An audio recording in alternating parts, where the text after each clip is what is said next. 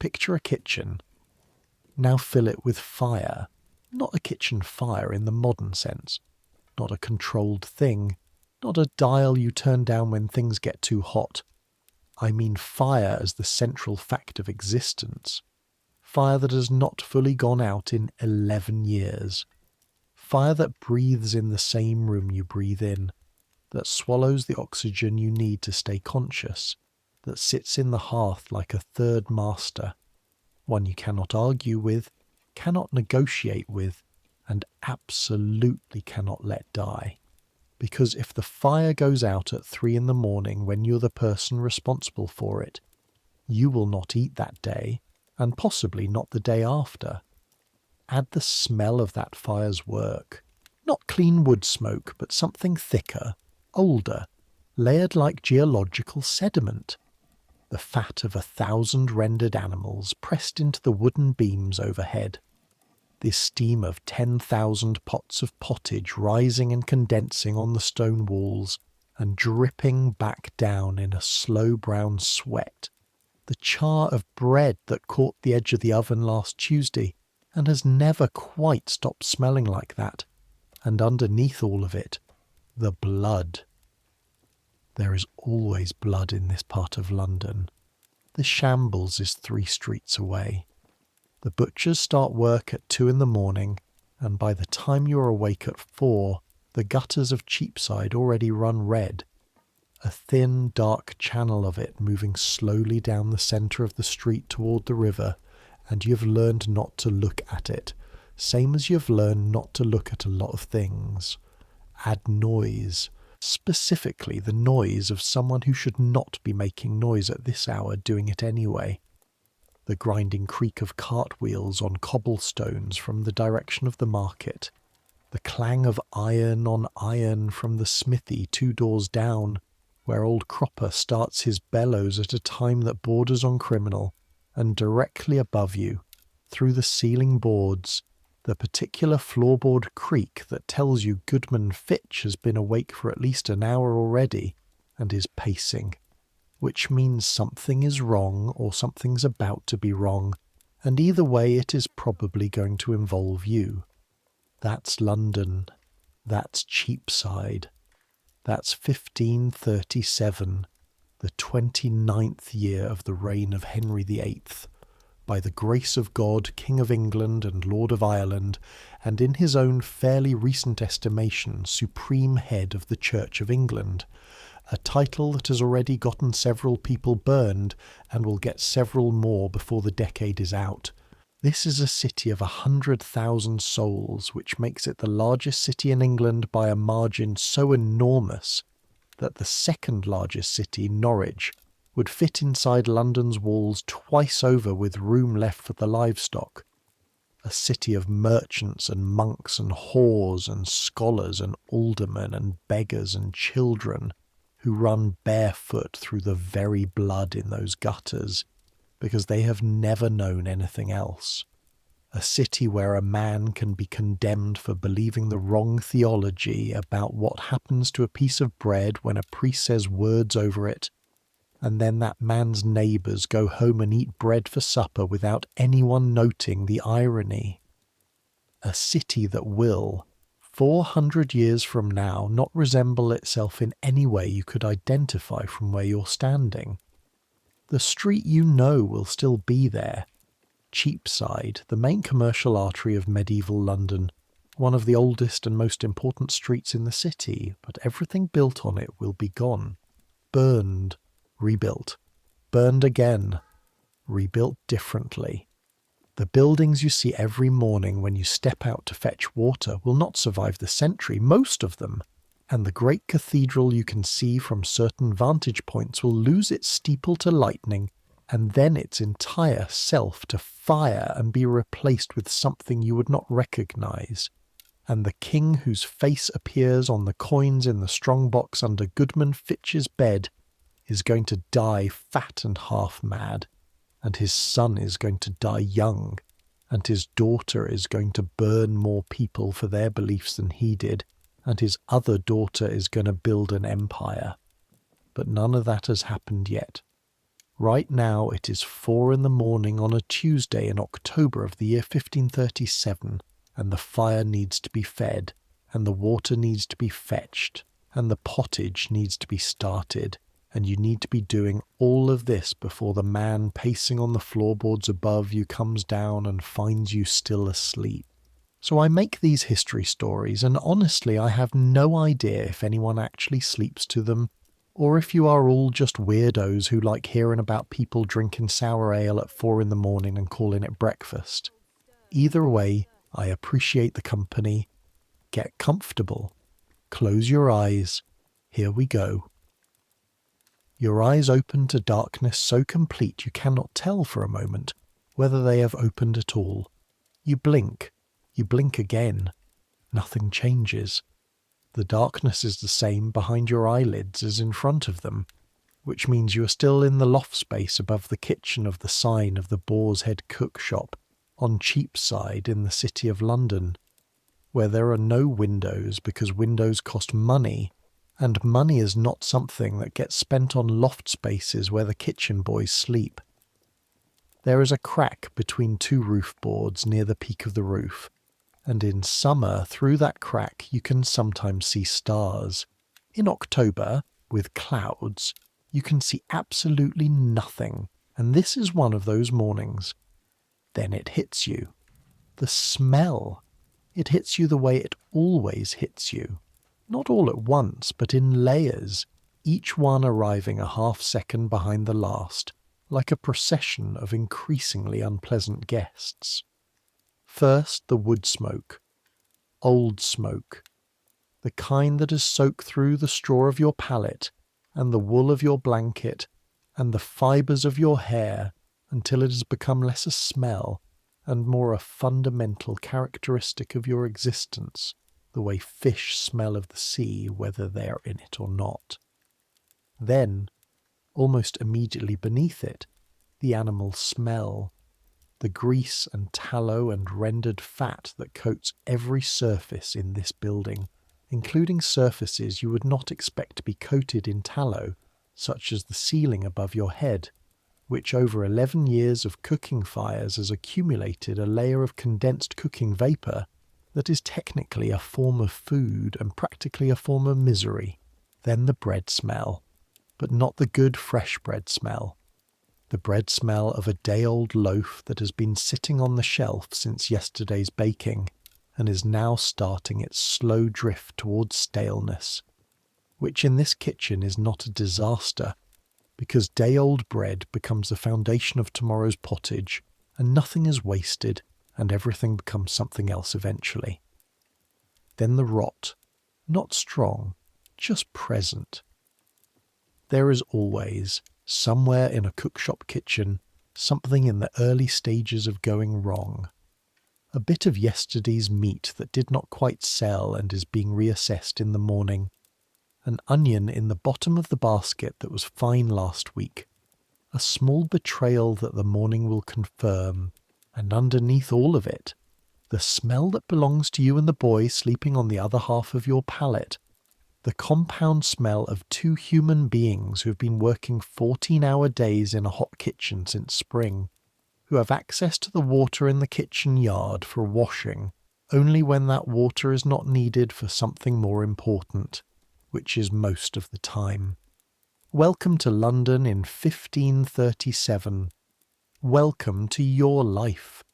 You're lying on a straw pallet barely wide enough for 2 bodies, in the loft above the kitchen of the sign of the Boar's Head, on the south side of Cheapside between the lane that leads to the poulterers and the lane that leads to the silversmiths, which is a distance of approximately 30 feet, and represents a difference in the smell of the air so profound that you can tell which direction you are walking simply by breathing. The kitchen is below you. Through the floorboards, faintly, you can feel more than hear the residual heat of the banked fire, a warmth rising through the wood like a slow breath from something very large that is not quite asleep. Your name is William Archer. Will, you're 15 years old, and you arrived in London 6 months ago from Blandford Forum in the county of Dorset with 3 things: a letter of introduction from your uncle, who knows a man who knows Goodman Fitch, or at least knows of him, a wool blanket your mother packed for you that you have since ruined with kitchen grease, and a conviction which your uncle planted there and has been slowly updating itself in the months since, that London would be the making of you. Back in Blandford, everyone said the city would either kill you or teach you something worth knowing. They weren't wrong exactly. It has not killed you yet, and it has taught you things. They are simply not the things you expected to learn. You have learned that fire has moods.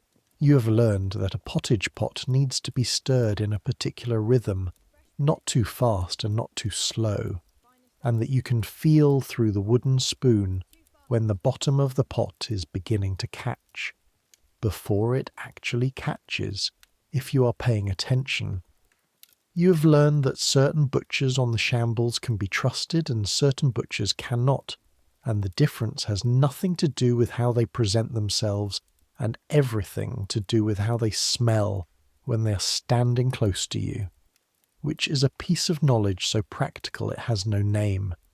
You have learned that hunger feels different at 5 in the morning after a cold night than it does at noon after a hot one, that they are almost 2 separate sensations, the morning hunger thin and sharp and the noon hunger broad and dull, and that the thing that addresses both of them is not the same thing. You have not yet learned how to be invisible, which is the most important skill in this building, and the one Goodman Fitch has been trying to teach you since the day you arrived, with limited success. The floorboard above you creaks again. Your master is still pacing. The boy beside you is Jack Burrow, 17, from somewhere in Essex that he describes vaguely as near Colchester and never elaborates on. Jack has been at the Boar's Head for 2 years. He knows things you haven't learned yet, which suppliers will short-weight you if you're not watching, which customers tip and which ones complain to make up for not tipping, how to tell when the morning's batch of ale has turned without actually tasting it, and most importantly, when Goodman Fitch's pacing means you have a few more minutes, and when it means you need to be downstairs right now. Jack is snoring, gently, the snore of someone who has made peace with his circumstances. You have not made peace with your circumstances.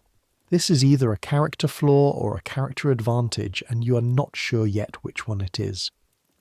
The church bells start. Not one church. Not in London. London has 123 parish churches within the walls alone, plus the great churches outside, and they do not coordinate. They never have. In the morning, the bells of London are a conversation that everyone is participating in simultaneously, with no one listening to anyone else, each church ringing the hour according to its own bells, and its own bell ringer, and its own interpretation of what hour it currently is, so that any given hour in London begins somewhere in the eastern parishes and moves westward in a rolling wave of iron, arriving at the western churches a full 3 minutes after it started, which means that in practice you never hear a clear hour but rather a sustained statement about the general vicinity of an hour, an approximation, a consensus of imprecise instruments. The nearest church is St. Mary-le-Bow. You can feel its bells through the floor of the loft when they ring, a physical vibration that comes up through the straw of your palate and into your bones. The Bow Bells. You've heard of them your whole life. In Blandford, 30 miles from London as the crow flies, people use the sound of the Bow Bells as a shorthand for London itself, the way they might say, when you're in the city, and mean it. The bells that mean you've arrived. The bells that mean you're a Cockney if you were born within the sound of them, which no one in Blandford has ever been, and most of them consider a mercy. The Bow Bells are saying 4 o'clock, more or less. The church 2 streets east is saying it was 4 o'clock about 30 seconds ago. The church somewhere to the west is preparing to say it in another minute and a half. You need to get up. Your feet hit the floor before your mind has fully agreed to participate. The boards are cold in the specific way of stone-floored buildings in October, a cold that has been accumulating since September and will not leave until May, a cold that your body does not so much feel as remember from the morning before and the morning before that, a cold that has become part of the rhythm of your days. You stand. Your back protests. 6 months of bending over a pot at a height designed for someone several inches shorter than you has introduced you to an ache that lives somewhere in the middle of your spine and wakes up before you do. Jack is still snoring. You're not going to wake him yet. Jack handles the morning fires. You handle the water. This is the division of labour that Goodman Fitch established in the first week, and that has not been revised since, which means that on the mornings when you need the fire before you need the water, you wake Jack, and on the mornings when you need the water before the fire, you wake Jack anyway, because the fire always needs to come first, and this means that Jack almost always gets 2 more minutes of sleep than you do, which is a small injustice that has started to feel like a large one. You find your shoes by feel.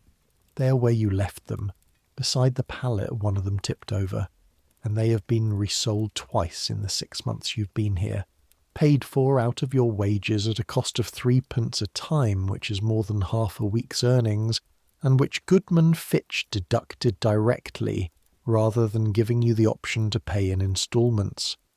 The soles are leather, stiffened by the heat they are exposed to every day, and putting them on in the morning is a negotiation. You learn the precise angle required. You learn it fresh every morning because it changes slightly as the leather responds to the day's work. Your shirt is where you left it, draped over the one piece of furniture in the loft that is not the pallet. A low wooden chest with a broken latch that serves as wardrobe, seat, and occasional table, depending on the time of day. You pull the shirt over your head. It is a rough linen shirt, the kind described in the markets as serviceable, which means it is made to endure things rather than to feel pleasant, and it does not feel pleasant, especially in October when the linen has stiffened from repeated washing in the cold kitchen yard water and from repeated drying in the heat of the kitchen, a cycle that has given it the texture of a dried husk. Over that, the apron, heavy wool stained in a pattern that documents 6 months of cooking if you know how to read it. The long ochre streaks of pottage, the dark reddish-brown spatter of meat juice that has been washed out approximately 17 times and remains, the black score marks from the moment in August when you got too close to the oven mouth, and the apron caught briefly. The apron has a strap that goes around the back of your neck. You tie it. Your hands know this motion so completely by now that your mind is already somewhere else while they do it. You climb down the ladder from the loft. The rungs are worn smooth in the middle from 11 years of Goodman Fitch's previous kitchen boys climbing them, worn rough at the edges where no one steps, and you have memorized without intending to which rungs creak and which don't, and you descend in the particular pattern that produces the least noise. The kitchen is below. And when I say kitchen, I need you to understand that this is not the kind of kitchen you are imagining. This is not a kitchen with a counter and cupboards and a window over the sink. This is a room, approximately 20 feet by 30 feet, with a ceiling low enough that the smoke from the central hearth does not rise so much as spread.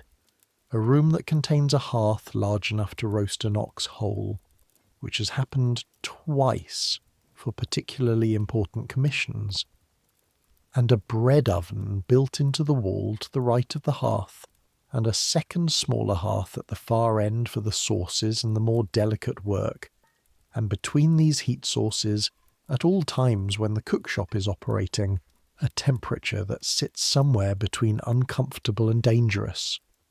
The floor is flagstone, smoothed by foot traffic, and ringed around the hearth by a dark halo of spilled fat that has over the years become, through layering, essentially permanent.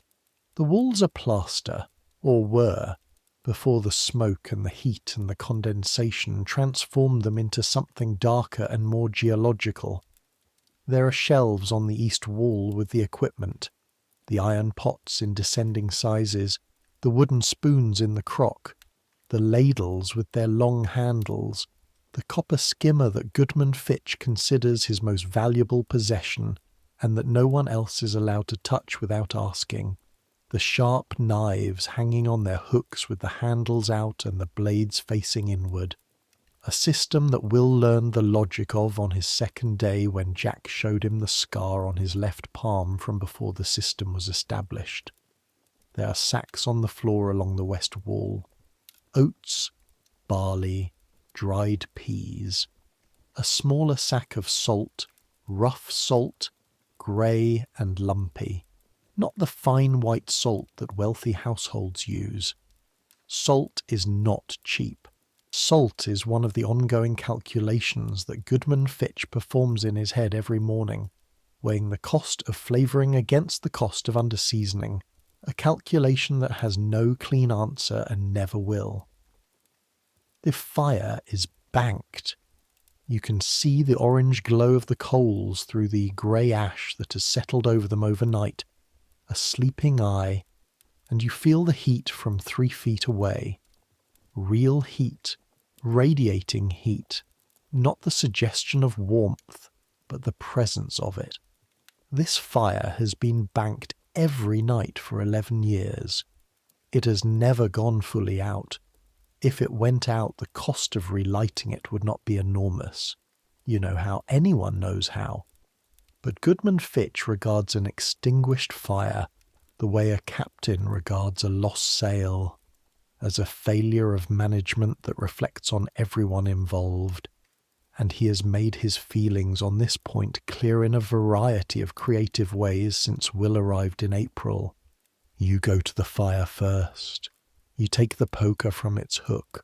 You work the coals from the outside in, gently, the way Goodman Fitch showed you, not disturbing them too much, but moving enough ash aside to let the air reach them. The coals respond almost immediately, a brightening, a deepening orange, a tiny tongue of flame appearing at the far side, and then another, and then the wood you lay on top of them begins its own conversation with the heat, and within 4 minutes the fire is properly awake. The room begins to warm, immediately and perceptibly. This is the thing about cooking fires that people who don't work near them don't understand. The difference in temperature between a banked fire and a working fire is not subtle. It is the difference between a room where you can see your breath and a room where your face starts to feel tight within 10 minutes. In summer, this kitchen reaches temperatures that force grown men to step outside for air. In October, the fire is the only thing that makes the room tolerable, and by noon it will be making it intolerable in a different way. Jack appears at the bottom of the ladder. He has the particular expression of someone who has been asleep 30 seconds ago and has opinions about that fact. "Water," he says. "Not yet. The barley needs to go in first." He grunts. He takes the smaller of the iron pots from the shelf, the pottage pot, the one that has never seen anything other than pottage since the day it was forged, so that it carries its own seasoning built into the metal, and he carries it to the bench and begins measuring barley from the sack. Jack's hands know the measure without measuring. He knows by the sound and weight of the scoop how much grain he has taken up, and he is accurate to within a small handful, which is accurate enough. The pot gets barley, the pot will shortly get water, The pot will then get approximately 3 hours of simmering, during which it will need to be stirred at intervals, and the fire manage to keep it at the right temperature. Not boiling exactly, not rolling, but something between a simmer and a shimmer, a heat that is patient and consistent and absolutely unforgiving if you let it lapse. This is the pottage. This is breakfast. And when I say this is breakfast, I need you to understand what that means in the 16th century. In the year 1537, in the city of London, the idea of breakfast is considerably more complicated than you might assume, because in the respectable opinion of the educated classes, breakfast is not a meal that respectable adults eat. This is not a joke. This is the actual position of physicians and moralists and social commentators.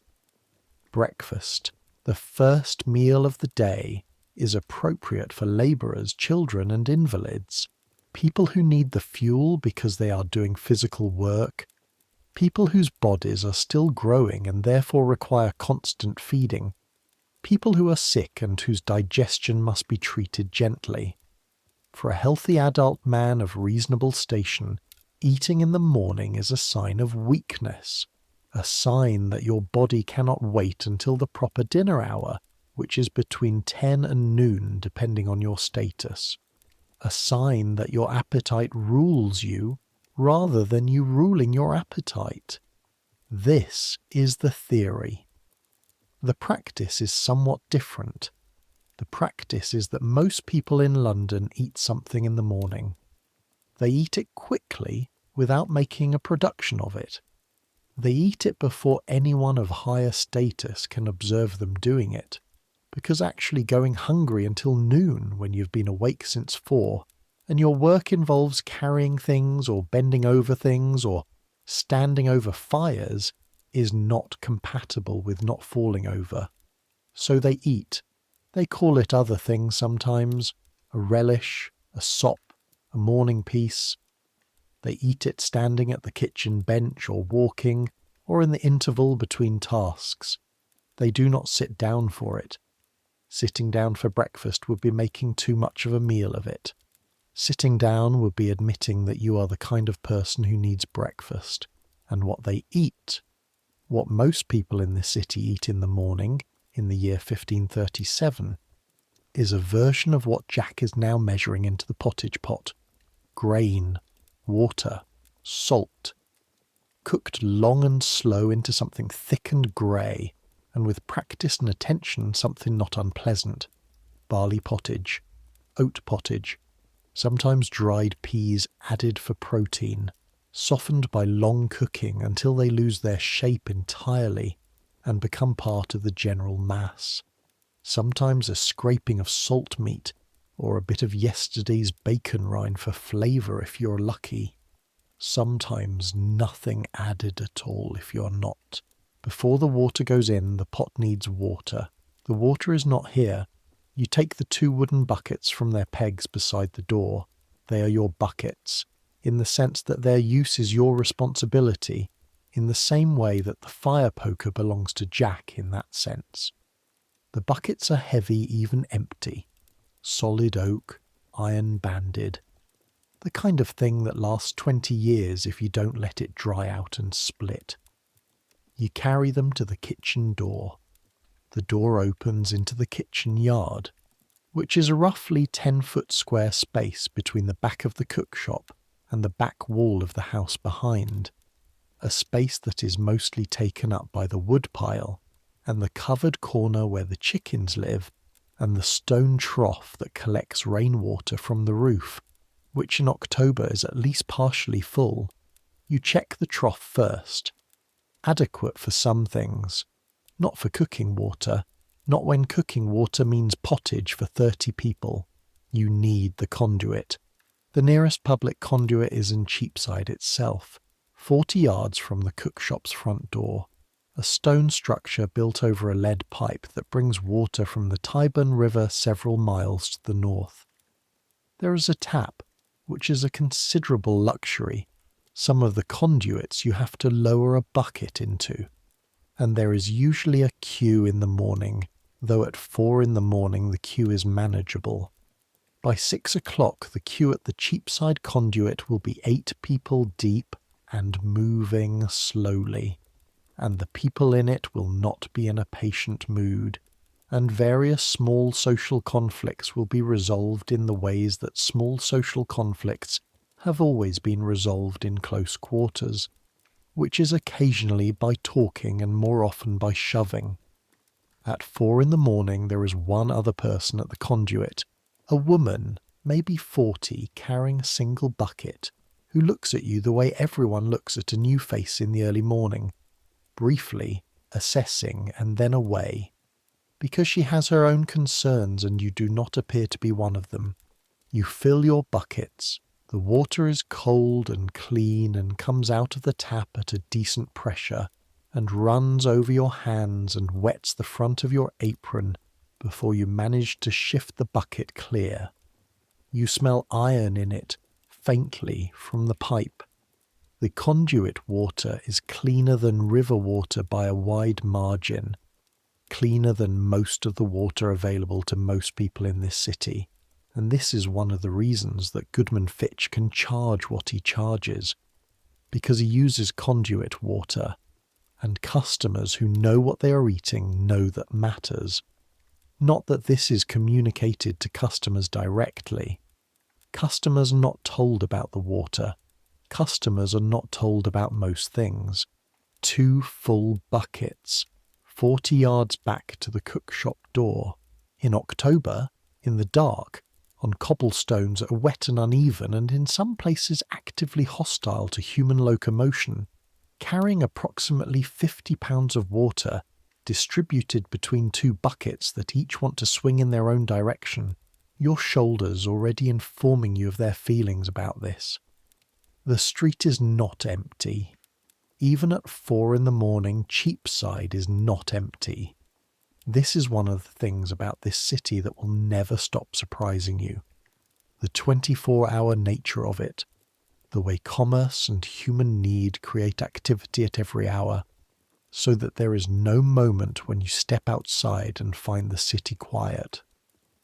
At 4 in the morning, Cheapside has the boy from the baker 3 doors down, carrying a basket of loaves to some pre-arrangement, walking fast and not looking at anyone.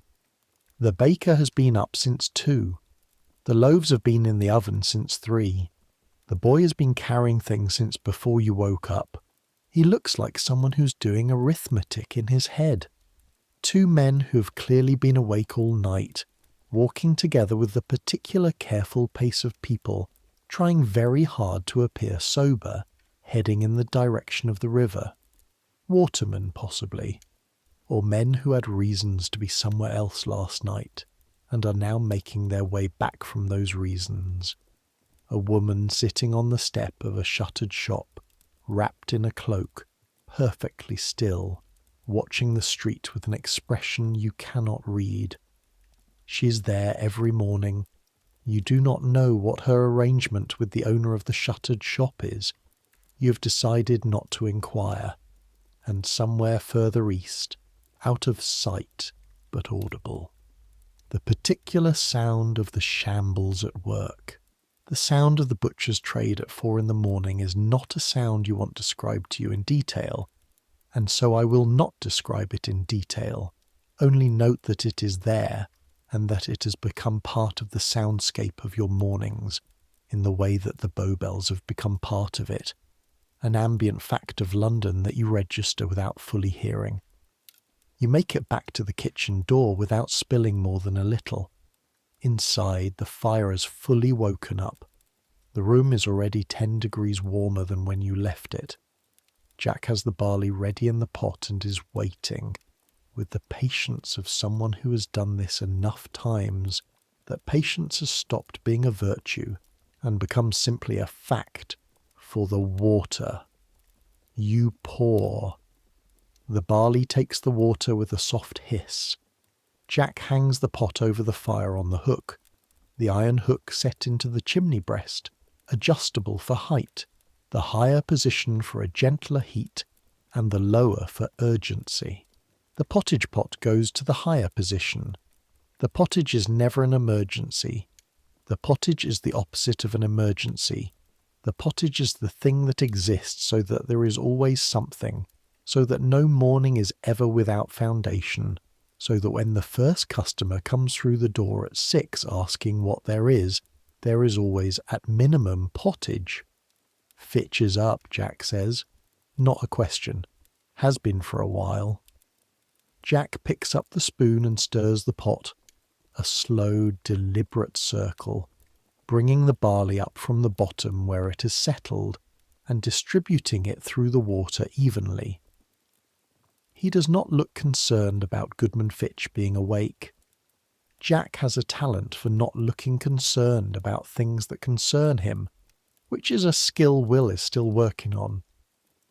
"There's a commission," Jack says, "yesterday afternoon, after you'd gone to the market." A commission. Your stomach does something. "What kind?" "The grocer's," Jack stirs. "Breakfast, day after tomorrow. 20 men. Maybe more. At the hall." "The grocers. The Worshipful Company of Grocers, one of the 12 great livery companies of London, one of the oldest and most powerful of the merchant guilds, keepers of the trade in spices and foreign luxuries, men who have more money than you will see in your lifetime distributed across the rings on their fingers. When the grocers commission a breakfast, they do not commission pottage. Your stomach does it again, but differently. What does Fitch want to serve them? That's what he's deciding. Jack tilts his head toward the ceiling, toward the sound of pacing. That's why he's up. Ah. Goodman Edmund Fitch comes downstairs at approximately 4:30, and the sound of him on the stairs is different from the sound of him on the floorboards above. More purposeful, less circular, the sound of a decision in progress. He's a broad man, not tall, but wide across the shoulders in the way of men who have spent their lives lifting and carrying heavy things. His hands are, and this is the first thing you noticed about him, and the thing you still notice, extraordinary. They are large and scarred and quick, and they handle things with a precision that belongs to instruments rather than hands. He can assess a piece of meat by touch, the way a physician might assess a pulse, and tell you within a narrow range its age and quality and what it needs. He can feel through a pot lid whether what is inside is at the right temperature. He has once, in your presence, told a supplier that the dried spices he had brought were 3 months old, not 2 as claimed, by smell alone, and he had been right, and the supplier had gone away embarrassed and returned the next week with an adjustment in the price. He looks at you when he comes into the kitchen. Not a long look, not an evaluating look, just a look that takes stock of what is done and what isn't, the way a craftsman looks at his bench at the start of a day. Fire's up. Yes, sir. Pottage on. Yes, sir. Water fetched. Yes, sir. He looks at Jack. Jack is still stirring. You've heard about the grocers. It is not a question. Yes, sir. Goodman Fitch pulls the stool from its corner, his stool, the one with the back that no one else sits on, and sits, and for a moment he is still, which is unusual for him. He's looking at the fire. You've learned, in 6 months, that when Goodman Fitch looks at the fire and is still, he is doing calculations. Not financial calculations, or not only financial calculations. He is calculating sequences, timings, the order in which things need to happen to arrive at a particular point at a particular time in the correct state. This is what cooking actually is, at this level. It is logistics. It is the management of fire and time and materials in a way that produces multiple results simultaneously at the correct moment, and it requires a kind of intelligence that has no formal name and receives very little formal respect, and Goodman Fitch has it to a degree that Will is only beginning to appreciate. Day after tomorrow, he says. They want to serve at 7, which means we start delivering at 6, which means we start cooking at 3, Jack says without thinking. Goodman Fitch looks at him. 2? Jack absorbs this. Yes, sir. I want the white bread done by 4:30. The meat pies need 3 hours minimum, so those go in at 2. The spiced ale can be done the evening before and kept. He pauses. The eggs and sauce need to be done last because they do not keep, so those go in at 5:30. He's talking to himself as much as to them. This is something you've also learned, that when Goodman Fitch speaks, you listen not for instructions to you specifically, but for the shape of what he is planning, and from that shape you deduce your role, because he rarely assigns roles directly. He assumes you are paying attention. The assumption is correct for Jack and has been, imperfectly and with practice, becoming correct for Will. What are we serving, you ask? He looks at you. The look is the one that means he is deciding whether the question is appropriate. You have learned to wait out this look rather than retreat from it. What do you think we should serve? This is a test. It is always a test with Goodman Fitch. The correct answer to what do you think is not an opinion. It is a demonstration of what you have absorbed. You think about what you know about guild breakfasts. You think about the grocers specifically. Merchants who deal in spices, who have access to things that most London cookshops do not regularly stock, who will therefore be unimpressed by food that is merely expensive and will instead be impressed by food that is clever, that shows knowledge of what is available and skill in using it.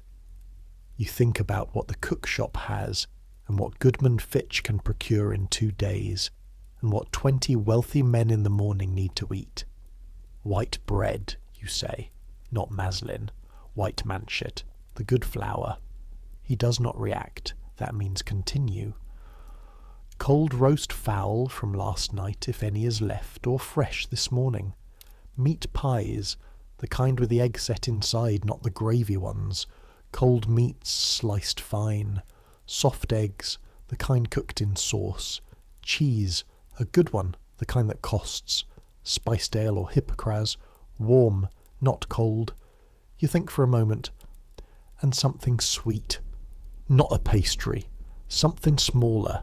Maybe those marchpane pieces, or the sugar and ginger comfits if the sugar is not too far down. A pause. Because they are the grocers, you say, and they deal in sugar and ginger. Serving them their own trade done well is a kind of compliment. Goodman Fitch looks at you for a moment that is slightly longer than his usual look. The eggs and cream sauce, he says, not just soft eggs, and butter on the manchet hot with a little of the thyme, and we're getting the good Suffolk cheese, not the local hard one. He stands. Otherwise, yes, that's approximately right. He moves to the shelves, begins his morning inventory, not written down, done in his head, a mental audit of what is on every shelf and in every crock and in every locked box, and what it weighs against what tomorrow and the day after will require. You watch him the way you've learned to watch him, without making it obvious that you're watching, because this is the thing no one told you about being a cook's boy in London in 1537. The thing that isn't about lifting and carrying and not burning yourself. The thing that is harder and more valuable. That the real education is in watching, in seeing how someone who knows what they're doing moves through a problem, in learning the difference between what they say and what they do and what they leave unsaid because it goes without saying. Your hands are already cold from the water. You flex them near the fire, feeling the blood move back into your fingers. Outside, distantly, the bow bells mark the 1/4 hour. The kitchen is warming up. The pottage is beginning to smell like something. There is work to do. There is always work to do. The morning at the Boar's Head moves through its early stages the way the tides move, with the appearance of inevitability, as though the sequence of events has been set in motion by something far greater than any individual decision. By 5 o'clock the bread dough is mixed and rising. This is your work. Goodman Fitch does not bake, or rather he does not bake in the morning, because morning baking is not something a master cook involves himself in.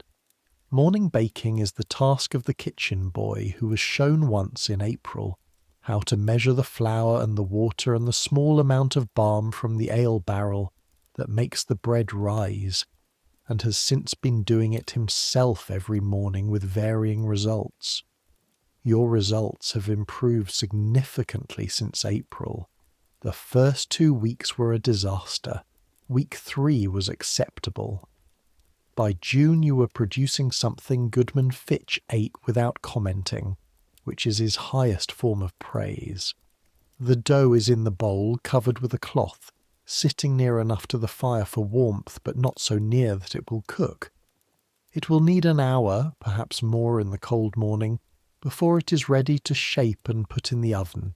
The oven has been loaded with wood since yesterday. You bank it differently from the hearth, loading it full and letting it burn down to nothing, so that by morning it's full of residual heat with no active flame, a dry even temperature that holds for hours.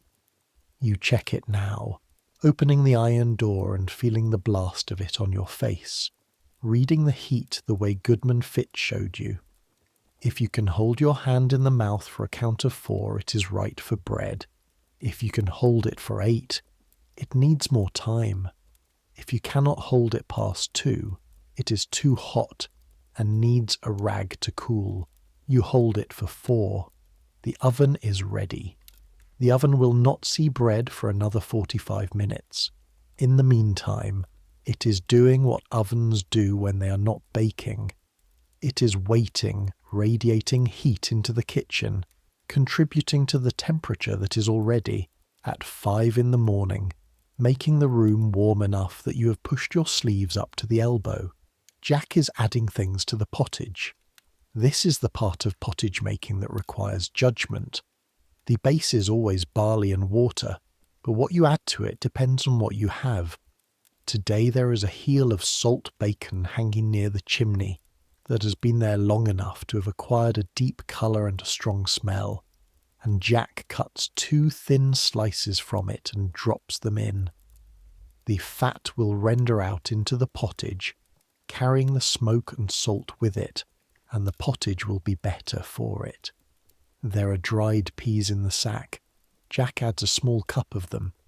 They will not soften entirely in 3 hours, but they will soften enough to be edible, and they add protein and substance and something that is not barley, which matters psychologically if not nutritionally. "What does Goodman Fitch pay you?" Jack asks. It is not a strange question. They have had this conversation before, obliquely, and this is just a more direct approach. 6 pence a week, you say, board included. "I get 8, Jack says. He does not say this to make you feel bad. He says it the way he says most things, as information. "But I've been here 2 years. You'll get more next year." 6 pence a week.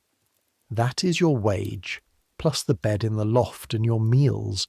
2 a day, the midday meal and the evening meal, taken in the kitchen with Jack and sometimes with Goodwife Agnes Fitch, who is Goodman Fitch's wife, and who manages the front of the cookshop and all the customer interactions and the accounts and 4 or 5 other things simultaneously, with a competence that is so total it has become invisible.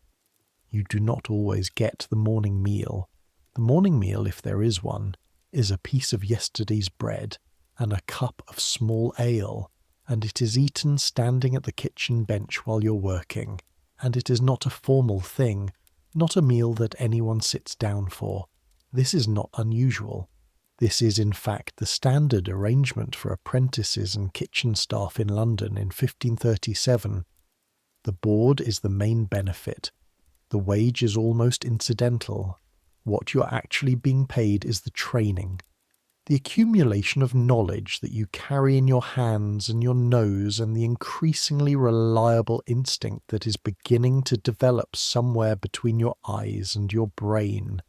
The one that tells you when something is right and when it isn't, which is the most valuable thing anyone in this trade can have.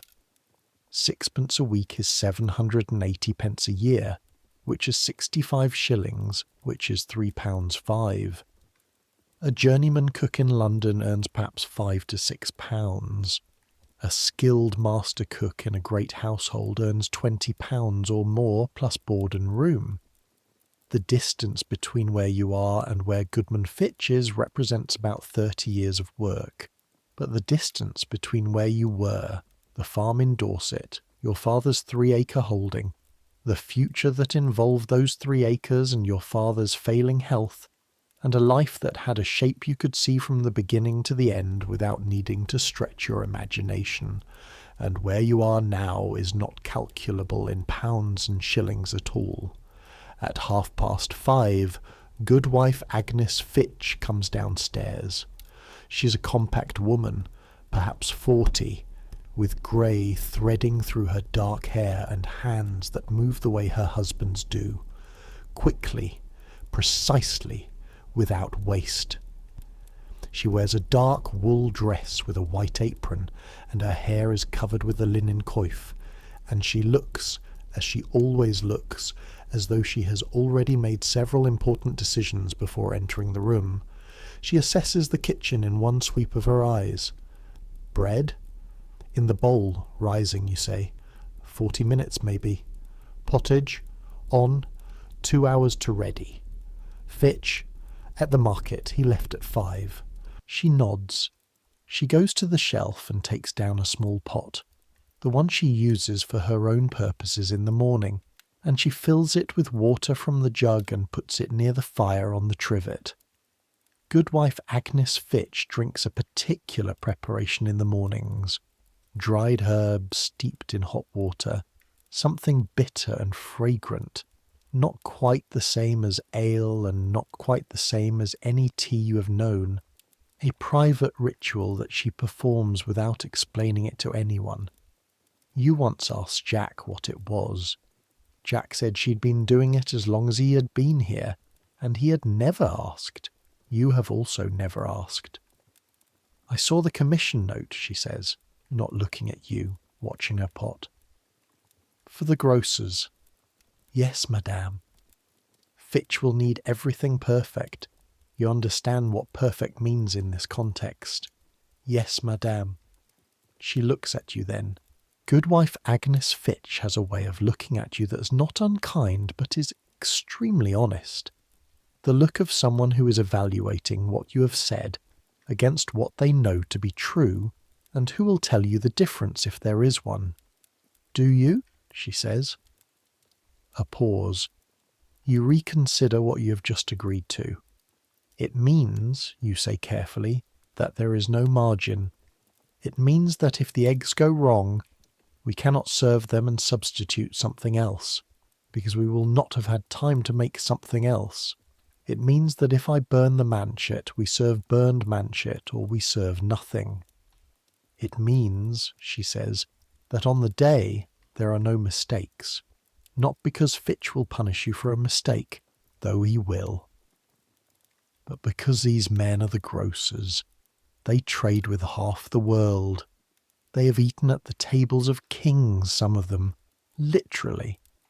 They have had breakfast prepared for them in Antwerp and in Lisbon, and in places you and I have never been and will never go.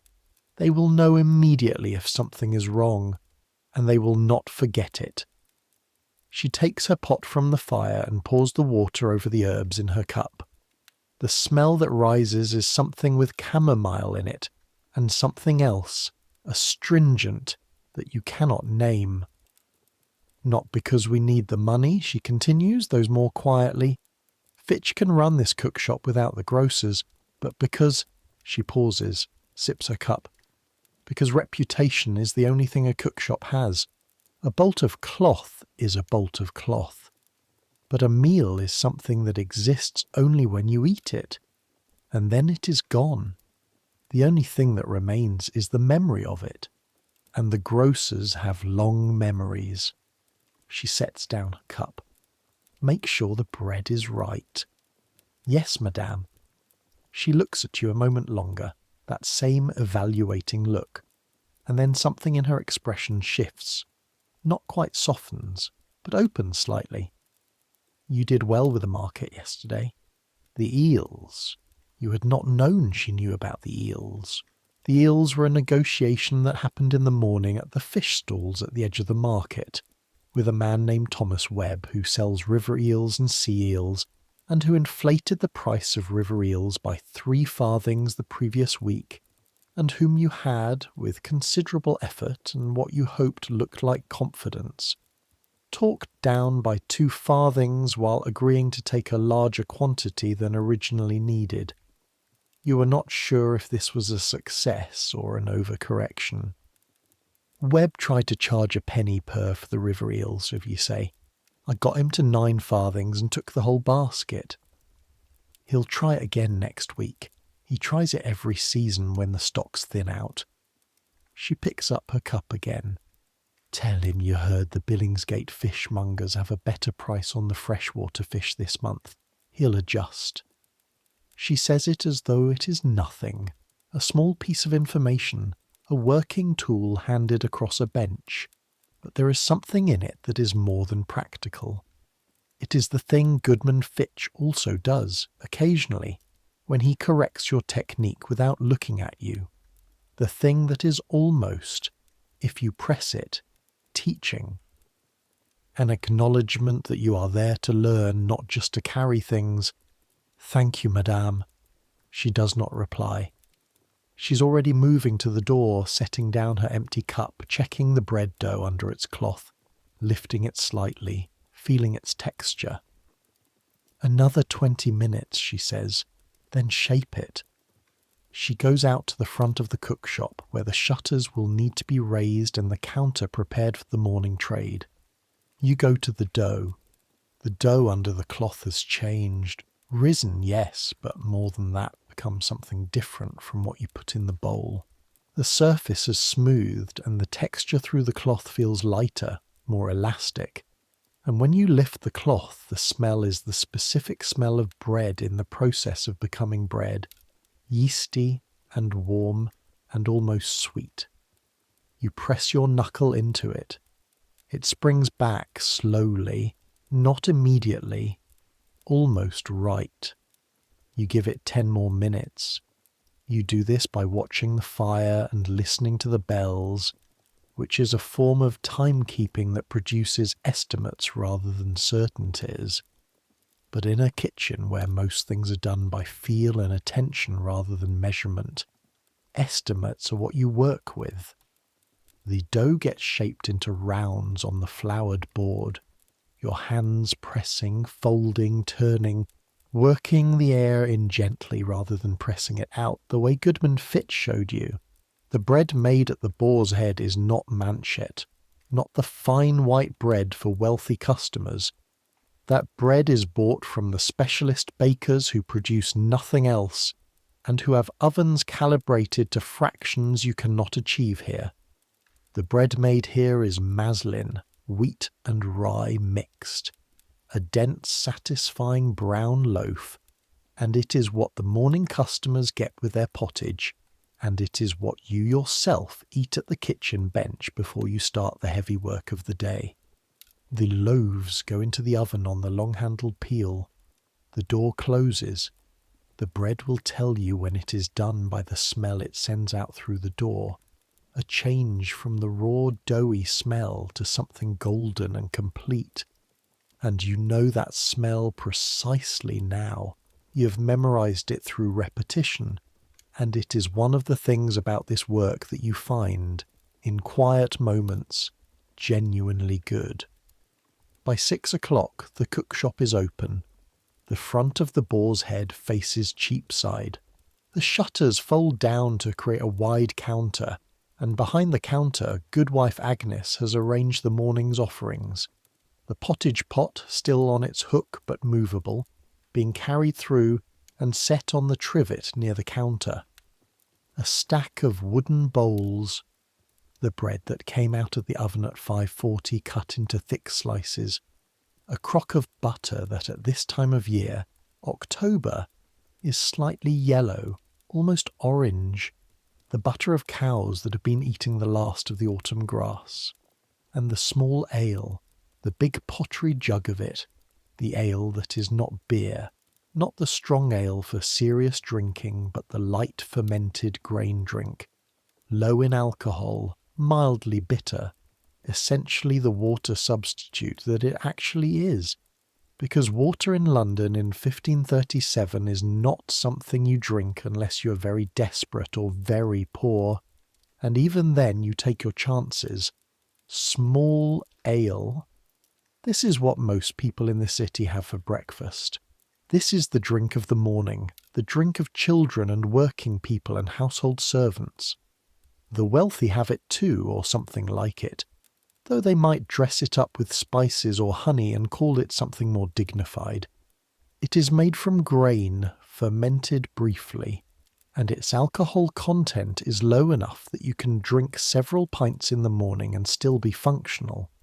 In fact, functional is the point of it. It is why it exists, because it is safer than water and provides more nutrition than water and is, once your palate adjusts to it, not actually unpleasant, and your palate adjusted to it in your third week in London and has not looked back. Before coffee. This is specifically what the world before coffee looks like in the morning. A bowl of grey barley pottage, a thick slice of brown bread with butter, a cup of small ale drunk standing at the counter or moving away with it. Because sitting down for breakfast is not the done thing and the counter has no stools. The first customer arrives at 6:15 while the last of the bread is still being cut. He is a man Will has seen before without knowing his name. 50s, stocky, wearing a leather apron over a wool coat, with the hands of someone who works with wood or leather or some other material that requires force and grip. He buys a bowl of pottage and 2 slices of bread and a cup of ale, and eats it at the counter in approximately 4 minutes. The pottage eaten by tipping the bowl toward him and using the bread to push and scoop, a technique that is efficient and completely unself-conscious. The technique of someone who has eaten this way every morning for 40 years. He pays. He leaves. He does not say thank you, not exactly, but he gives a small nod as he goes, the nod of a regular, the nod that means the food is acceptable and he will be back tomorrow. The second customer is a woman with 2 children, maybe 4 and 7, both of them quiet, with the specific quiet of children who are cold and tired and know that there is food coming and are containing themselves. She orders 1 bowl of pottage split between the children and a slice of bread each, an ale for herself and nothing to drink for the children, because small ale for children is normal. The 7-year-old will have been drinking it since she was old enough to hold a cup, but in this case she buys them each a cup of water from the trough, the kitchen yard water, which is at this moment not the conduit water and not the river water, but the rainwater collected in the stone trough, which is questionable, but which is what is available, and which is what children drink when their mother has 6pence to spend and needs it to cover food. Will watches this from the kitchen side of the counter where he is moving between the pottage, which needs its mid-morning stir, and the preparations for the rest of the day, which are beginning. He watches the woman's hands as she gives the children their food, the care of it, the way she tears the bread into smaller pieces before giving it to the 4-year-old, The way she holds the water cup while the younger one drinks rather than letting them hold it unsupported. The way she eats her own bread standing while the children eat at the counter. The casual selflessness of it done without thought or performance. They will be the first of 40 or 50 customers who come through the front of the Boar's Head before noon, when the morning trade ends and the business shifts toward the preparation for the evening. Some of them are regulars, some are not. Some are workmen who stop on their way to a job site. Some are apprentices from the nearby shops, running errands for their masters and grabbing a bowl on the way. Some are people you have not categorized yet, people who fit into no easy slot, people whose lives brush briefly against the counter of the Boar's Head and move on. Goodman Fitch comes back from the market at 7. He brings a basket of good white flour for the manchet, a wrapped piece of Suffolk cheese the size of a wheel, hard and yellow, a bundle of fresh herbs, thyme, sage, a bit of rosemary, that smell clean and green and foreign in the kitchen air, and something wrapped in cloth that he carries separately with both hands, which turns out to be, when he sets it on the kitchen bench and unwraps it, a small ceramic pot of saffron. Saffron. You have seen it before. Goodman Fitch uses it occasionally for special commissions. The yellow threads steep in warm liquid and turn it the colour of the October sky at dawn, a specific gilded orange that wealthy people associate with luxury, because saffron is imported and expensive and only wealthy people can afford the things that are imported and expensive. It costs more per ounce than almost anything else you will handle in this kitchen. The amount in the pot, perhaps a small pinch, cost more than a day's wages. He sets it on the shelf. He looks at it for a moment. He looks at you. The eggs in cream sauce, he says, for the grocers. The saffron goes in the sauce. Not much, just enough to colour it. Yes, sir. He looks at the pot, then at you again. Do you know what saffron is? The stigmas of a flower, you say. Crocus sativus, grown in Essex mostly and in Spain and the East, picked by hand. One flower gives 3 stigmas. It takes... You try to remember what you read in the back of the market stall last month, a printed page someone had left. Something like 4,000 flowers to make an ounce. Goodman Fitch's expression does not change. 170,000 flowers to a pound, and they must be picked within hours of blooming or the flavour is lost. He puts his hand on the pot, not picking it up, just touching it. In the kitchens at Hampton Court they use it in quantities you and I would weep over. The king's cooks order it by the pound. He takes his hand away. In this kitchen we use it by the pinch, and we use it well. He picks up his apron from its hook and ties it on. We start the marchpane this afternoon. I'll need you to grind the almonds. He moves to the larger hearth, after the morning service is done.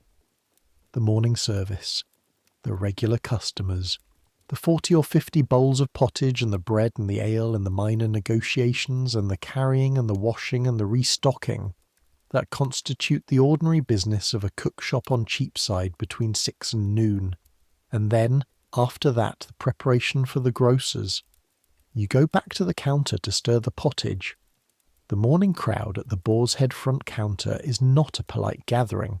It is not organised. It does not proceed in any sequence that reflects the values of social order, because in practice the values of social order are suspended in the morning on Cheapside, in the same way they are suspended in most places where people are hungry and have somewhere to be. The man who arrives first is served first if he can get to the counter, which depends on his willingness to apply a certain amount of elbow and shoulder to the problem. And the woman who arrives after but who has a louder voice and more experience at this particular counter will sometimes get served alongside him, and the apprentice boy sent by his master, who's trying to buy a pie before the pies run out, will sometimes arrive third and be served second because he is young and fast and has identified the gap in the queue before anyone else noticed it existed. This is not chaotic. Not precisely. It has its own rules. Goodwife Agnes manages the front counter with an authority so total it has become architectural. She doesn't shout, doesn't push, doesn't do any of the aggressive things the crowd itself does. She simply knows with absolute certainty what she is doing at every moment and communicates this certainty to the crowd in a register that is not quite politeness and not quite command. And the crowd, most of them, most of the time, responds by falling into the order she establishes. When someone pushes past someone who was there first, she looks at them, just looks, and something in the look recalibrates the situation, and the person who pushed generally finds themselves moving back a half step. Will watches this from the kitchen. He has tried to understand how she does it. He has not been able to isolate the mechanism. It is something in the eyes, or in the way she stands, or in the specific tone she uses when she says next. But it is not a learnable technique in the way that kneading dough or reading an oven is learnable. It is something older than technique, something that belongs to a person rather than to a skill. Jack is managing the pottage pot, scooping it into bowls, handing it through the serving gap, taking the bowls back and rinsing them for the next customer, maintaining a rhythm that keeps the line moving. You're managing the bread, cutting it, buttering it when requested. Butter is an extra farthing not included in the base price, keeping the loaves from running out. The morning's bake should last until 8:30, maybe 9 if the trade is lighter than usual, and then either you start another batch or the morning bread is sold out and customers get what yesterday's baker put on the shelf, which is fine, which is normal, but which Goodman Fitch prefers to avoid because it means acknowledging a limit.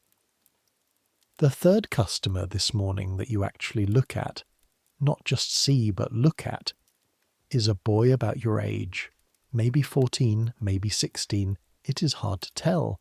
He's wearing the clothes of a workshop apprentice similar to yours, same coarse linen shirt and heavy wool apron, same stained quality.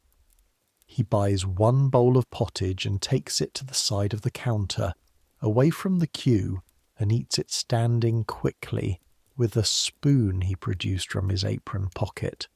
His own spoon, a wooden one, carried on his person because he eats most of his meals in places that don't provide implements. You have a spoon like that. It's in your apron pocket now. Goodwife Agnes handed it to you the first week as though it were a tool of trade, because it is. The boy eats his pottage and watches the street while he eats. His expression is the expression of someone who is technically present, but mentally elsewhere, working through a problem or remembering something or simply existing in that particular state of morning suspension where the day has not yet fully resolved into its shape. When he finishes, he licks the spoon, both sides completely, and puts it back in his pocket and returns the bowl with a nod and goes back out into Cheapside and is immediately absorbed by the street. You know that feeling. You had it for the first 2 months. You would eat your morning piece, bread, ale, sometimes a scraping of leftover from the previous day's cooking, and stand at the kitchen bench and look at the fire and feel the particular weight of a day not yet begun, not yet ruined, a day of pure potential balanced on the edge of 4 in the morning. You know the shape of that feeling the way you know the shape of the bread dough under your hands, by texture, by resistance, by what it tells you about what it will become. By 8 o'clock, the pottage is half gone. By 8:30, it is down to scrapings, and you're already thinking about whether to start another batch. Goodman Fitch makes this decision. You do not start a new batch without checking with him. And when you find him in the back of the kitchen working on the spice preparations for the grocer's commission, sorting through his stores with the focused attention of a man auditing the most important document he possesses, you ask him quietly. He doesn't look up. What's the queue? 7 people, approximately. Maybe more by the time a new batch is ready. How long to ready?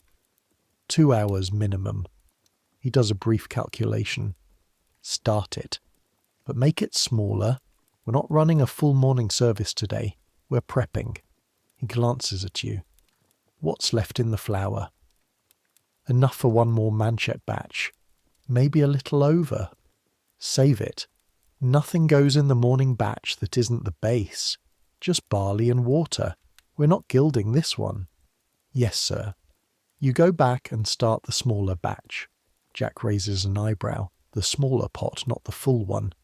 And you explain with 3 words and a gesture, and he adjusts without comment. Jack is excellent at adjusting without comment. You're still learning this. The morning crowd thins by 9. The working people have gone to their work. The apprentices have run their errands. The families have eaten and moved on. What remains between 9 and noon is a different kind of customer. The people with more flexible mornings. The people for whom the eating hour is not determined by an employer or a contract, but by their own rhythm. Older men sometimes, who come not for the pottage, specifically, but for the company, who know Goodwife Agnes well enough to ask after Goodman Fitch, who buy a cup of ale and stand at the counter for 10 minutes talking about the price of wool, or the weather on the river, or the latest news from the King's Court at Whitehall, which is always interesting and mostly unreliable. Apprentice merchants occasionally doing a slightly more sophisticated version of the same errand you are always doing. The ones who already have the beginnings of the manner they are working toward. The manner that says this counter is beneath them, even while they stand at it and eat their bread. And then, at 9:30 exactly, someone who is neither of these things. She comes through the door of the front counter without hesitation, the way people come through doors when they know what they are doing and have done it before. But she is not a regular Will has seen.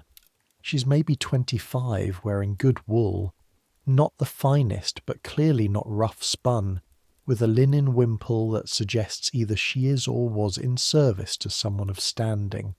And she carries a covered basket with both hands and sets it on the counter and says to Goodwife Agnes, "This spiced wine. Goodman Fitch said it would be ready this morning." A pause. Goodwife Agnes's expression is neutral. "The commission from Tuesday?" "From Monday," the woman says. "For the Prynne household? For the sick room?" Goodwife Agnes says nothing for a moment. Then she goes to the kitchen door and says, in a voice pitched to carry without quite being a shout, "Fitch, Prynne's order." A pause from the back of the kitchen. Then Goodman Fitch appears. He looks at the woman. His expression does a small thing that takes you a moment to identify, because it is unusual on his face.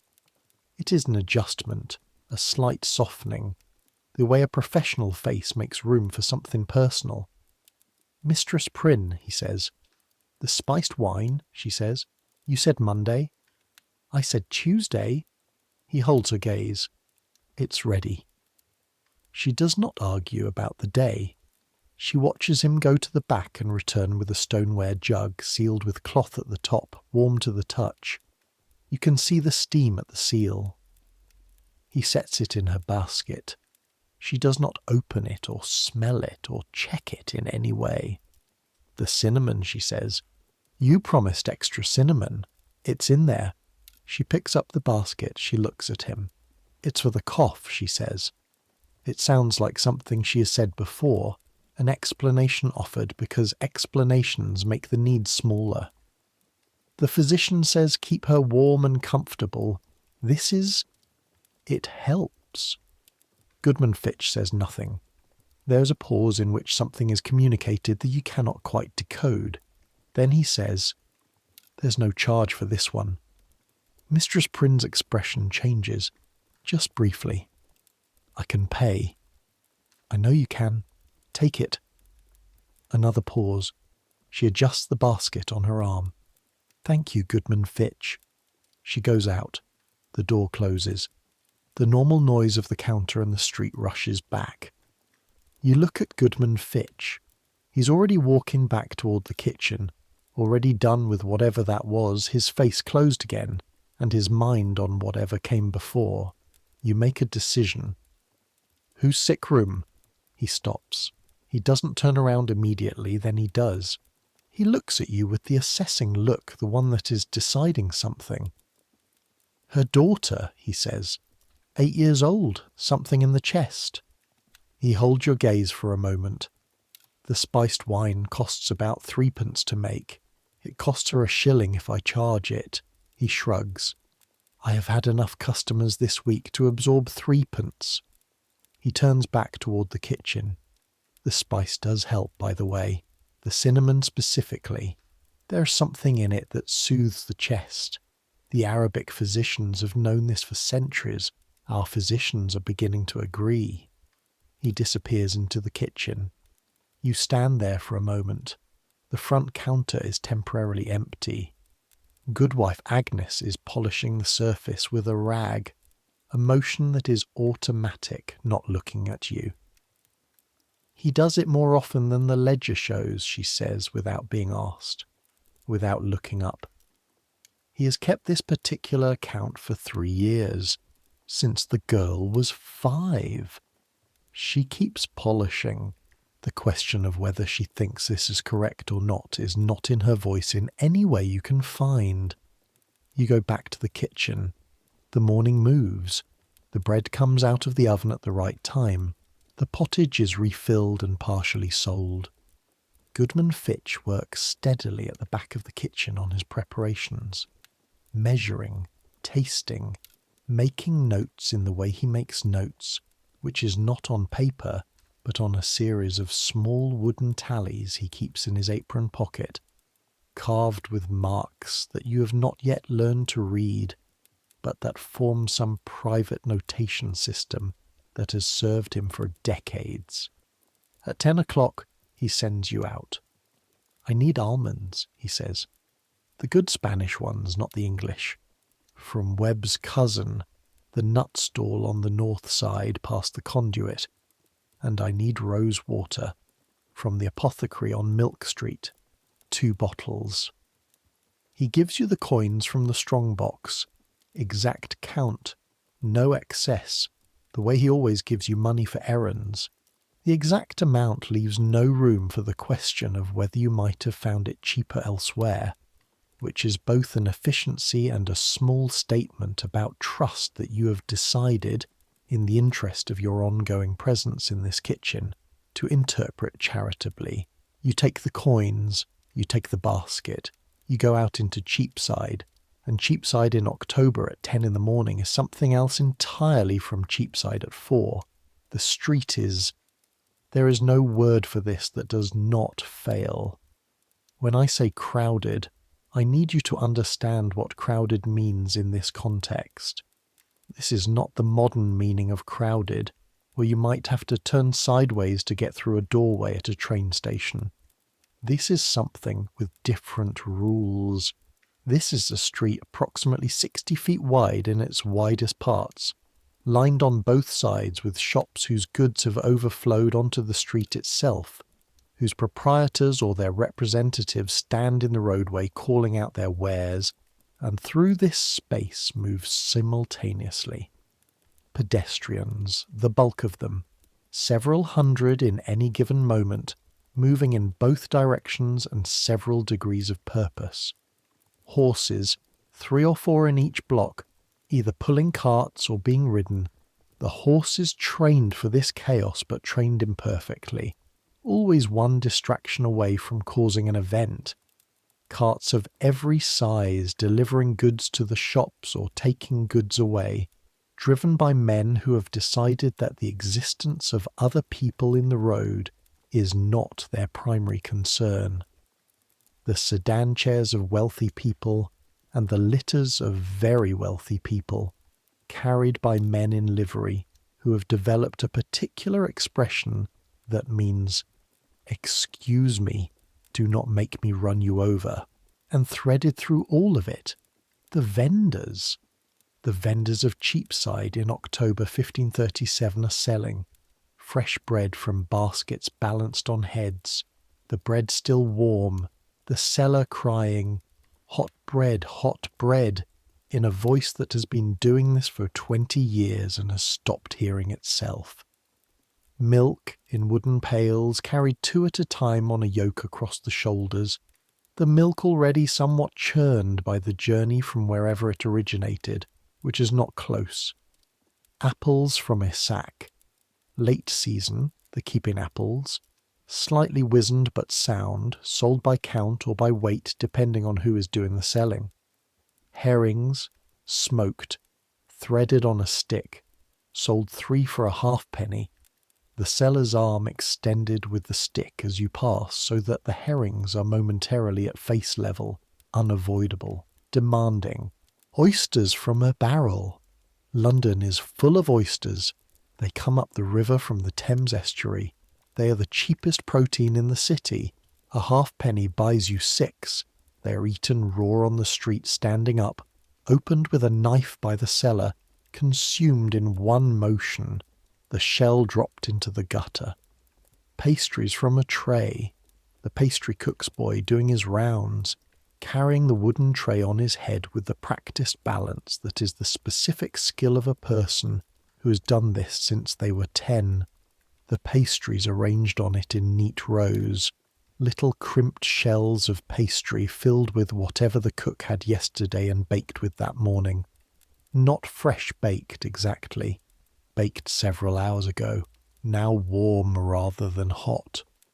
But on Cheapside at 10 o'clock, warm is sufficient. And then there is the other category. The things being sold that you notice only when you have been in London long enough to have developed the peripheral attention that London requires. The man in the doorway 3 steps back from the street selling something from under his coat, that he will show you only if you approach and show specific interest. The woman with the handcart who is selling what she identifies as fine candles wax, and which are clearly not wax, which everyone who buys them knows are not wax, and which they buy anyway because not wax candles are 1/3 the price and perform 60% of the function. The boy threading between carts selling printed ballads, news sheets, the printed half-sheets that carry London's information from one corner to another faster than any official mechanism, sheets about what happened at the Guildhall yesterday, and what the king is planning, and whether the price of grain is going to go up, printed in type that is barely legible and sold for a halfpenny, read in doorways and passed between hands until they fall apart. You move through this. You know now how to move through this. The thing that seemed impossible in April has become not quite automatic, but something your body does more than your mind. You know which kind of person requires extra clearance, and which kind of cart you can cut behind, and which doorways belong to someone who will take offence at your proximity. You know that making eye contact with the vendors is an invitation, and that looking slightly past them, at a point just beyond their heads, is the signal that you are passing and not buying. You know that when a horse shifts in the road, you do not step back, because stepping back puts you under a cart. You step to the side, into whatever gap exists, and let the horse complete its movement and then continue. You're not yet a Londoner, but you are someone who can move through London without being eaten by it, which is the first qualifying step. The almond stall is where Goodman Fitch said it was. The man behind it, Webb's cousin, whose name you have been told 3 times and keep losing, knows the Boar's Head, knows Goodman Fitch by reputation if not personally, and treats you therefore with a degree of respect calibrated precisely to your employer's standing rather than your own, which is a form of respect Will has learned to accept as entirely normal and even to find useful. He produces the Spanish almonds from a wooden box under the stall. They're different from the local almonds in size and colour, slightly larger and paler, with a more pronounced smell, the oil in them richer. Will holds one and feels the weight of it, and smells his palm and does the small, private assessment that he is developing, the one that tells him yes, this is what it should be, or no, this is something else presented as this. This is right. He buys the amount Goodman Fitch specified, not more, pours them into the basket, receives the correct change within a farthing, and does not argue the farthing, and moves on.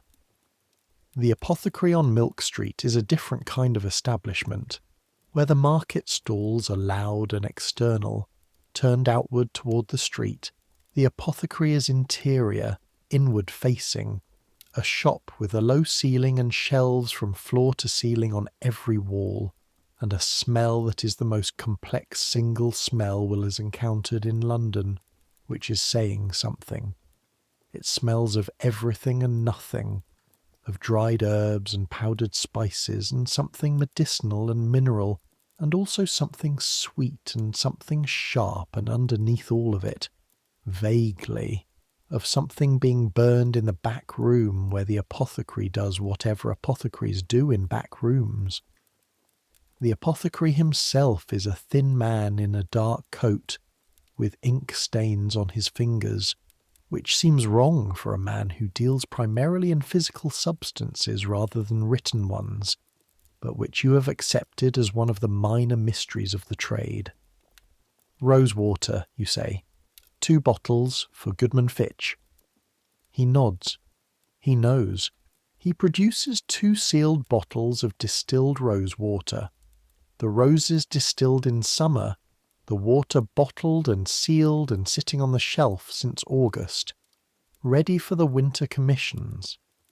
It is pale and faintly pink and smells, when the apothecary briefly opens one to check the seal before reclosing it, of something that does not exist in this kitchen and rarely exists anywhere in London in October, a smell of summer preserved and enclosed in glass, and it is for this reason specifically that wealthy people use rose water in their cooking, not for flavour entirely, but for the message it sends, the message that says we have the resources to include summer in our winter.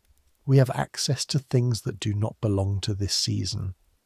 Goodman Fitch is preparing for the grocers, the apothecary asks, replacing the bottles in their wrapping. Day after tomorrow, Will says. Carefully. I heard. The apothecary seals the package. Tell him. If he needs the larger bottle of the orange flower water, I have it. I set some aside in case he changed his mind about the recipe. Will does not know about an orange flower water consideration in the grocer's commission, but he notes it with the attention that 6 months at the Boar's Head has trained into him. The fact that the apothecary and Goodman Fitch have had conversation about this commission that Will was not part of, that there are layers of preparation happening in directions he cannot see, that the preparation for an important meal begins much earlier and runs much deeper than the morning of cooking. I'll tell him, Will says. He takes the package and the almonds and moves back out into Milk Street, heading east toward Cheapside. From the corner where Milk Street meets Cheapside, if you stop and turn and look north, you can see, above the rooftops of the shops and houses, the top of a tower. Old St. Paul's, the cathedral, the great cathedral, the largest building in the city, possibly the largest building in England.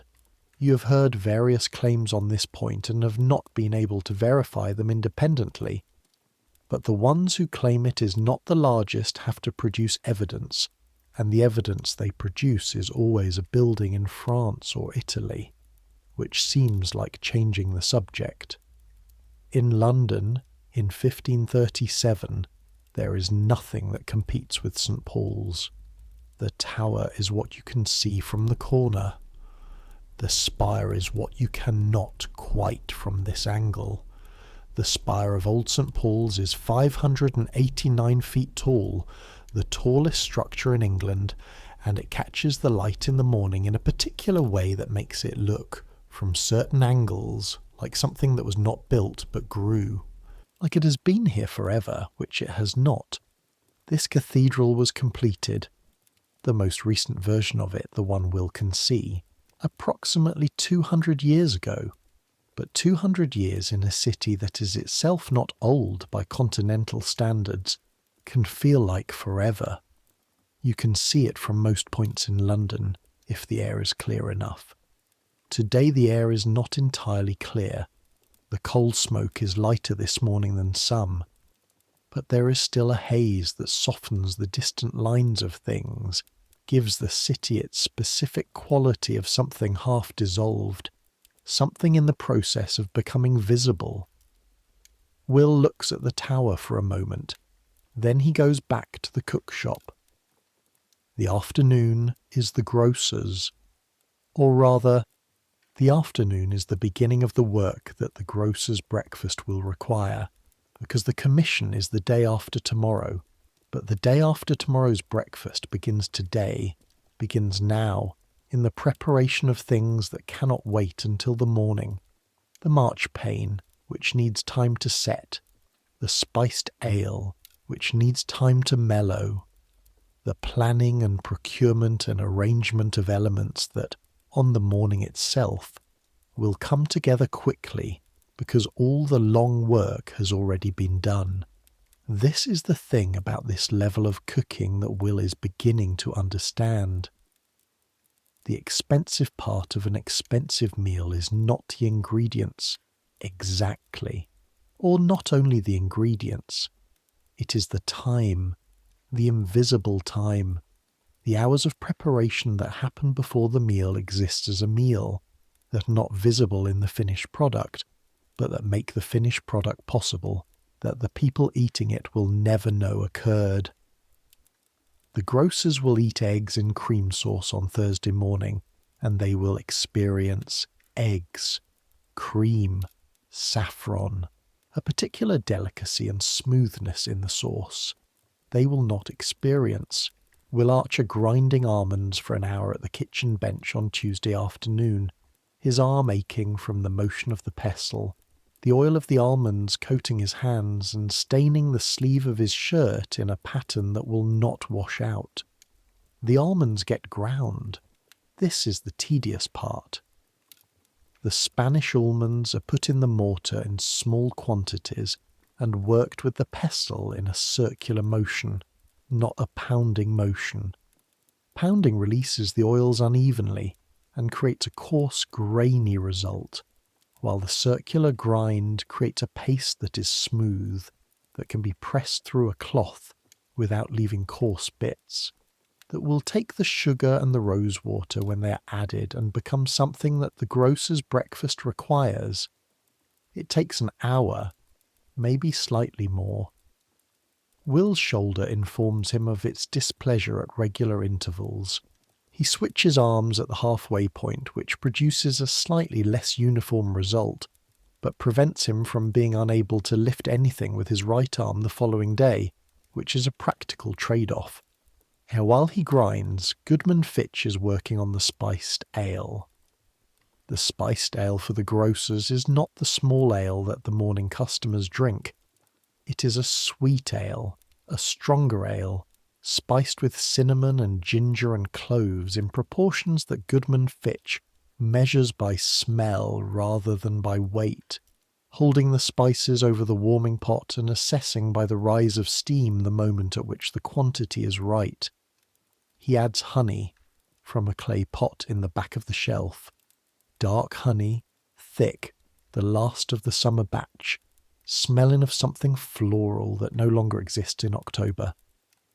The honey goes in slowly, stirred as it goes, dissolving into the warming ale in a long golden thread. Will watches this from the mortar, because watching Goodman Fitch work is itself a form of work. The balance, Goodman Fitch says without looking up. He is aware always of being watched. In spiced ale, do you know what you're balancing? Will considers. Sweet against bitter, the spice against the ale. And, he thinks, warmth against the cold. It's a cold morning drink. You want it to feel like it's warming you from inside, but not so much spice that it burns. And Will is not sure what the third thing is. The expectation, Goodman Fitch says. He's still watching the pot. The grocers trade in these spices. They smell them every day. They know, to a degree that would surprise you, what cinnamon smells like when it's good and when it is not. They know when ginger is fresh and when it has been sitting in a warehouse too long, he stirs. If you make a spiced ale for an ordinary customer, you make it well.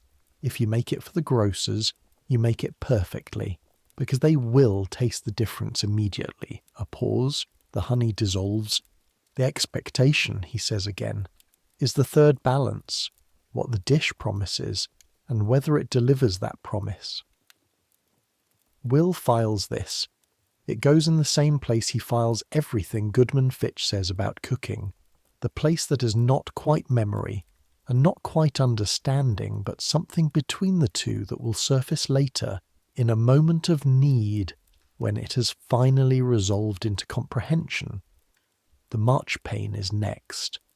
The ground almonds pressed through the cloth, combined with the white sugar, refined white sugar, expensive, the kind that comes from the refineries by the river in the big loaves that have to be broken and ground, and the rose water, added a drop at time, worked together into a paste that begins stiff and softens as the rose water is absorbed, that smells of nothing that belongs to this kitchen and everything that belongs to something richer and more fragrant and further away. Goodman Fitch does this part himself, his hands working the paste with the focus of a craftsman doing the part of the work that cannot be delegated. Will watches, he carries, he washes, he keeps the fire at the level Goodman Fitch requires, slightly lower in the afternoon, not the roaring morning heat but a steady working warmth, maintained by additions of wood in amounts and intervals that have their own rhythm, a rhythm Will has learned without being taught it, by watching what happens when the fire is given too much or too little. Outside, Cheapside continues. The afternoon trade is different from the morning trade, more purposeful, less hurried, the serious commerce of the afternoon. There's deliveries and the transactions and the legal business that happens between noon and 4. You can hear the street from the kitchen, the cart wheels, the occasional voice raised above the general murmur, the bells marking the hours. The bell at 3 o'clock is the Bow Bell, as always, vibrating through the floors. At 3:30, Goodman Fitch calls him over. He's standing at the back shelf looking at the arrangement of preparations laid out there. The marchpane, now set into small rounds and covered with a cloth. The sealed jug of spiced ale. The measure of saffron in its pot. The almonds already done. The butter. The rose water. He's looking at it the way a general might look at a map, assessing what is there and what is not yet there. Thursday, he says. We need one more thing, Will waits. I need you to go to the grocer's hall tomorrow, in the morning before the market, to ask the steward about the room, the serving space, how large, what equipment they have, how many servants, because we are cooking here and carrying there, and I need to know what I am working with. A pause. You've not been to the grocer's hall before? No, sir. It is on Basinghall Street, which runs north from Cheapside near Gutter Lane. The entrance is under the stone arch with the grocer's arms, a camel and a clove tree. He looks at Will directly. You know what the grocer's arms look like? No, sir. A camel and a clove tree. The camel because they trade along the eastern routes. The clove tree for the spice trade. You will see it on the arch. A brief pause. Ask for Thomas Hargreave, the steward. Tell him you come from Goodman Fitch at the Boar's Head on Cheapside. He'll know who that is. Yes, sir. Goodman Fitch looks at him for a moment. Not the brief assessing look, but the slightly longer one. The one Will has learned to pay particular attention to because it usually precedes something important. You did well with the almonds, he says. The paste is the right consistency. Will says nothing. He has learned that the correct response to this particular form of praise is no response. Tomorrow, Goodman Fitch turns back to his shelf. Go before 6. The steward arrives early and has no patience for people who do not. Will returns to the fire. He feeds it. He stands for a moment with his hands extended toward the heat, feeling the warmth move up his arms and into his shoulders and across his chest. And he thinks about the grocer's hall and the stone arch with the camel and the clove tree, and the cold October street at 5:30 in the morning, and a breakfast for 20 merchants who have eaten in Antwerp and Lisbon, and places with names he cannot pronounce. He's 15 years old, and he's going to the grocer's hall. London is not a gentle place. The evening is quieter. The front counter closes at 4, the shutters lifted back and bolted. The remaining pottage from the afternoon batch distributed between the kitchen staff as the evening meal. Will and Jack and Goodman Fitch and Goodwife Agnes eating in the kitchen from bowls. The pottage now thicker than it was in the morning, reduced by hours of slow cooking to a consistency that is almost solid, intensely flavoured by the bacon and the peas and the long attention of the fire. There is bread left from the morning, 2 loaves, the end of the day's bake, now completely cool and somewhat firm but sound. And this is the eating bread, the honest bread, the bread that needs no gilding.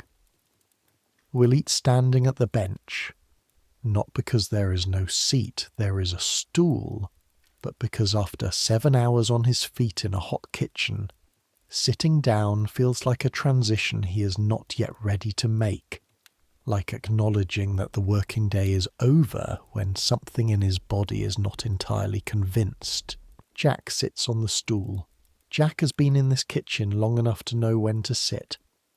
Goodman Fitch eats at the table in the back room, which is his table and his room and no one else's, and eats with Goodwife Agnes, and their conversation, audible through the open door in fragments, is about the commission and the cheese delivery and whether the Saturday market will have a better price on the nutmeg than the weekly supplier. And it is the conversation of 2 people who've been working together for a long time, and who know how to have a business conversation in the same tone as a personal one, so that the distinction between the two has become irrelevant. After supper, if you call it that, if a bowl of pottage at the kitchen bench constitutes supper, which in a cookshop it does, and there is no snobbery about this in either direction, there is the evening preparation. The kitchen does not stop being a kitchen at 4 when the front counter closes. It shifts purpose. It becomes the place where tomorrow is being assembled. The stock pot, which has been going all day on the smaller hearth, gets assessed and replenished.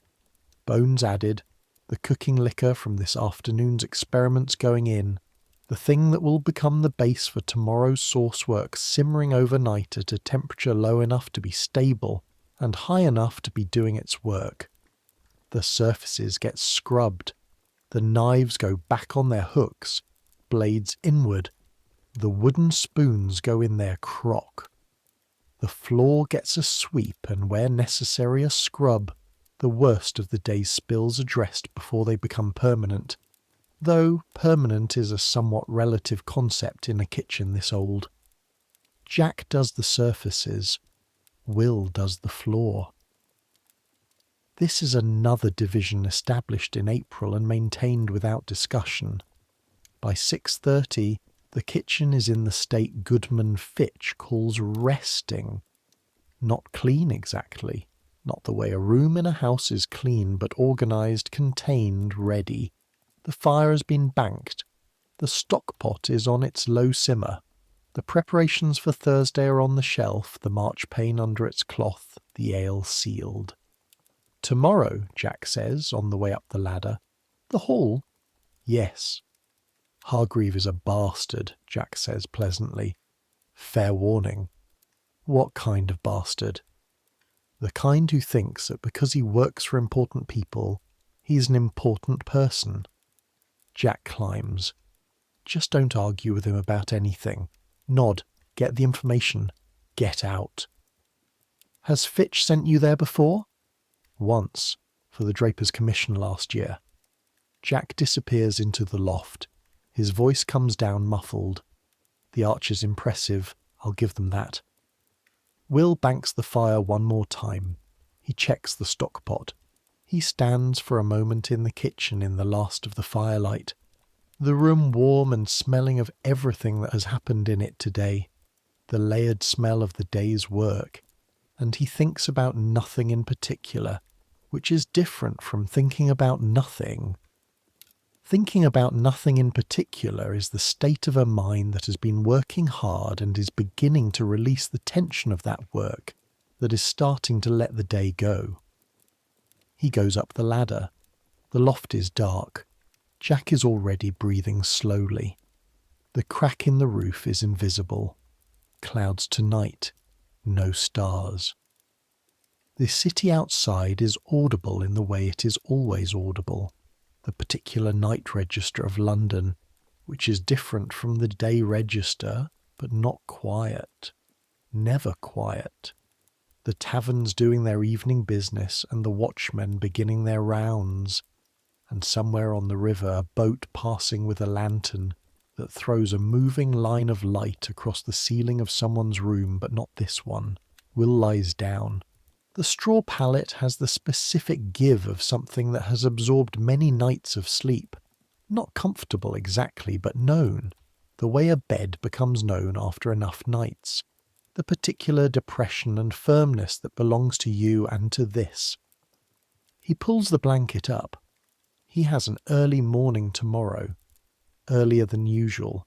Because the grocer's hall before 6 means being out of this building by 5:15 at the latest. Which means the fire at 4:30, water already fetched, and then leaving Jack to manage the morning pottage alone. He thinks about the saffron in its pot, about the camel and the clove tree on the stone arch, about Goodwife Agnes and her private morning cup, and the woman with the basket and the little girl with something in her chest that the spiced wine might or might not help. About the first customer of the morning with his 4 minutes of eating and his impeccable technique with a bowl and his nod of acknowledgement as he went. About the boy his own age with the spoon in his pocket and the faraway expression.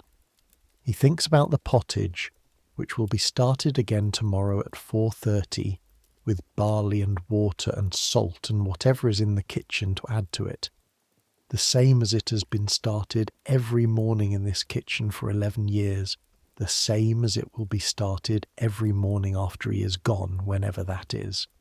The fundamental meal, the base, the thing that exists so that there is always something.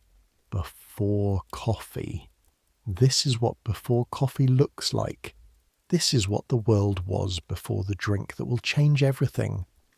The bitter, dark drink that is, in 1537, growing somewhere in the mountains of Yemen and Ethiopia, being prepared in the households of Ottoman merchants who have discovered that it banishes sleep and sharpens thought and makes the afternoon possible, a drink that will reach Venice by 1570, and Paris by 1640, and London by 1650, and that will, within 50 years of its arrival, replace the morning ale so completely in some parts of society that the morning ale will become a matter of historical note rather than daily practice. But none of that has happened yet. Right now, in this city, in this year, in this kitchen, breakfast is barley and water and the long patience of fire. Breakfast is the ale that is not ale as drinking, but ale as hydration, ale as the thing that is safe and available and present. Breakfast is bread that was made in the dark and eaten quickly, standing between tasks without ceremony. Breakfast is the provision of enough to keep working, administered to oneself in the intervals of work, without performance or occasion, because breakfast has not yet been elevated into the thing it will eventually become, the ritual, the occasion, the point of rest and reflection that the coffee house will make possible, the 20 minutes of sitting and reading and being privately present in a public space that the arrival of coffee will produce. All of that is coming, but not yet. Right now, breakfast is getting up before the city to heat water for the pottage, and tomorrow, breakfast is getting up before the city to make it to the grocer's hall before Thomas Hargreave, who arrives early and has no patience, has decided he is not available to a cookshop boy from Cheapside. Will's eyes are heavy. The day's heat is draining out of his hands and his arms and his legs into the straw beneath him, and the cold of the loft is beginning to register at the edges, the particular cold of an October night in a building with no heat above the kitchen level, the cold that will get worse through November and December and will not leave until March. He pulls the blanket tighter. The bow bells somewhere below mark the hour. He is asleep before they finish. The morning comes the way all mornings come. Too soon and with too much certainty. 4 o'clock. The crack in the roof shows nothing. Darkness complete. Jack is already shifting on his half of the pallet, which means Jack's body has calculated the hour independently and is making preliminary announcements about the fact. Will's feet are on the floor before his mind has taken its morning inventory. Shoes, shirt, apron, hands flexed against the cold, down the ladder, fire. The fire has held through the night. The coals glow immediately when the ash is moved, a banked orange that flares into life under the first piece of wood. The kitchen fills slowly with warmth. The stock pot on the small hearth smells of itself. Rich, meaty, accumulated. The smell of many days' worth of careful addition. A smell that is complicated in ways that no single ingredient ever is. Will checks it, ladles a small amount into a cup and tastes it. It is good. It has reached the point where it no longer needs to be anything except what it is. He gets the water. The street at 4:30 is slightly different from the street at 4. There is one more vendor awake. The pastry boy has appeared from somewhere, moving east with his empty tray on his way to the baker's to load it, and there is a group of 3 men moving quickly in the direction of the wharves, who are probably watermen heading to the early tide. 2 buckets, back to the kitchen. Barley in the pottage pot, less than usual since Jack will manage the morning service alone. Water in, fire adjusted, pottage on. Jack comes down at 4:45, takes in the situation with one look, and goes to the pottage without comment. Will ties his coat. The coat he saves for errands outside, a heavier wool, not the apron, and checks his pocket for the coins Goodman Fitch gave him last night for the market after the haul, in case there is time, and the small scrap of paper on which, Last night, before sleeping, he wrote, Thomas Hargreave, steward, camel, clove tree, in his careful, slightly unsteady hand, because writing is not his strongest skill and he uses it sparingly, but this feels like the kind of morning where he should not trust only memory. Back by 7, Jack says. Before. If Hargreave gives you any trouble, I know. He goes out. Basinghall Street is north of Cheapside, reached through Gutter Lane, which deserves its name at 5 in the morning in October more than at any other time. The lane is narrow and the paving is old and uneven, and the drainage channels are not performing their function this morning, and Will picks his way through it with the particular care of someone who knows that wet feet at 5 in the morning are a problem that will not resolve itself for the rest of the day. Basinghall Street itself is wider and better kept. The Grocer's Hall is not the tallest building on it, but it is the most assertive.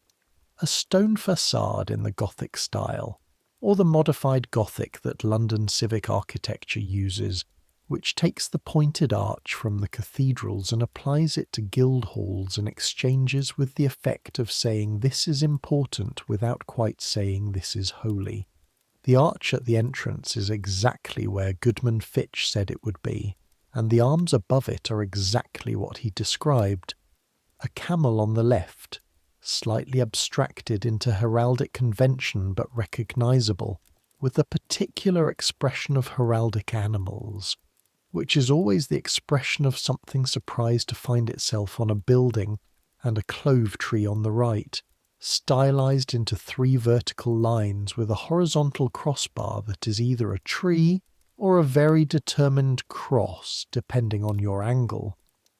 Will looks at it for a moment in the grey morning light. The camel, because they trade along the eastern routes. The clove tree for the spice trade. He goes through the arch. The courtyard beyond is paved and quiet. A servant crosses it with a covered tray and does not look at Will. There are doors to the left, a larger door, double, for important visitors, and a smaller door straight ahead, plainer, which is clearly the one meant for people like him. He goes to the plainer door and knocks. The man who opens it is not Thomas Hargreave. He is a young man, maybe 17, wearing the livery of the grocer's company, dark cloth with the company colours, who looks at Will with the expression of someone who has opened this door many times and is not surprised by any of the faces that appear on the other side. Goodman Fitch's boy, Will says, from the Boar's Head on Cheapside for the Thursday commission. I need to speak with Master Hargreave. The young man disappears. Will waits in the doorway. The courtyard behind him is getting lighter, the sky shifting from the impenetrable dark of before dawn to the flat grey of an October morning, not yet committed to any particular weather. He waits perhaps 5 minutes. Then Thomas Hargreave appears. Jack said bastard. Will processes this as he looks at the man. Hargreave is perhaps 50, compact, wearing good clothes that suggest he is conscious of his position, with the particular posture of someone who has spent many years conveying authority downward and respect upward simultaneously, and who has learned to hold both attitudes in his body at once.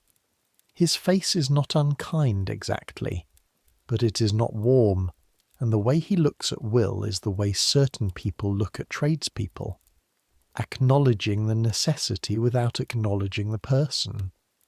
Fitch's boy, he says, not a question, not hello. Yes, sir, I'm William Archer. Goodman Fitch sent me to ask about the room for Thursday, the serving arrangement. Hargreave says nothing for a moment.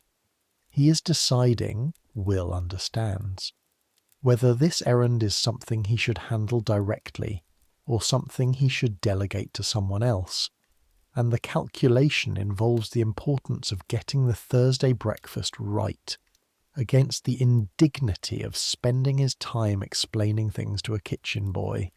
The breakfast wins. "Come in," Hargreaves says. Not warmly, but he steps aside.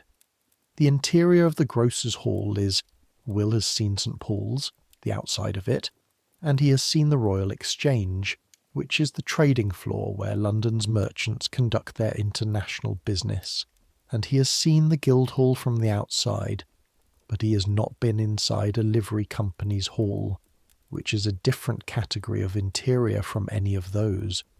It is the interior of institutional wealth.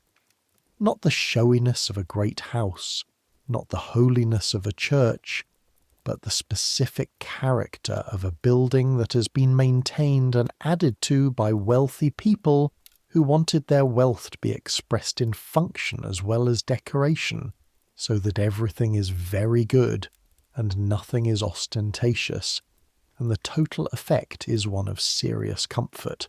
The hall itself, the Great Hall, the room where the Thursday breakfast will happen, is 40 feet long and 20 wide, with a high hammer beam ceiling and 2 fireplaces on the long walls and long tables that can be arranged in various configurations.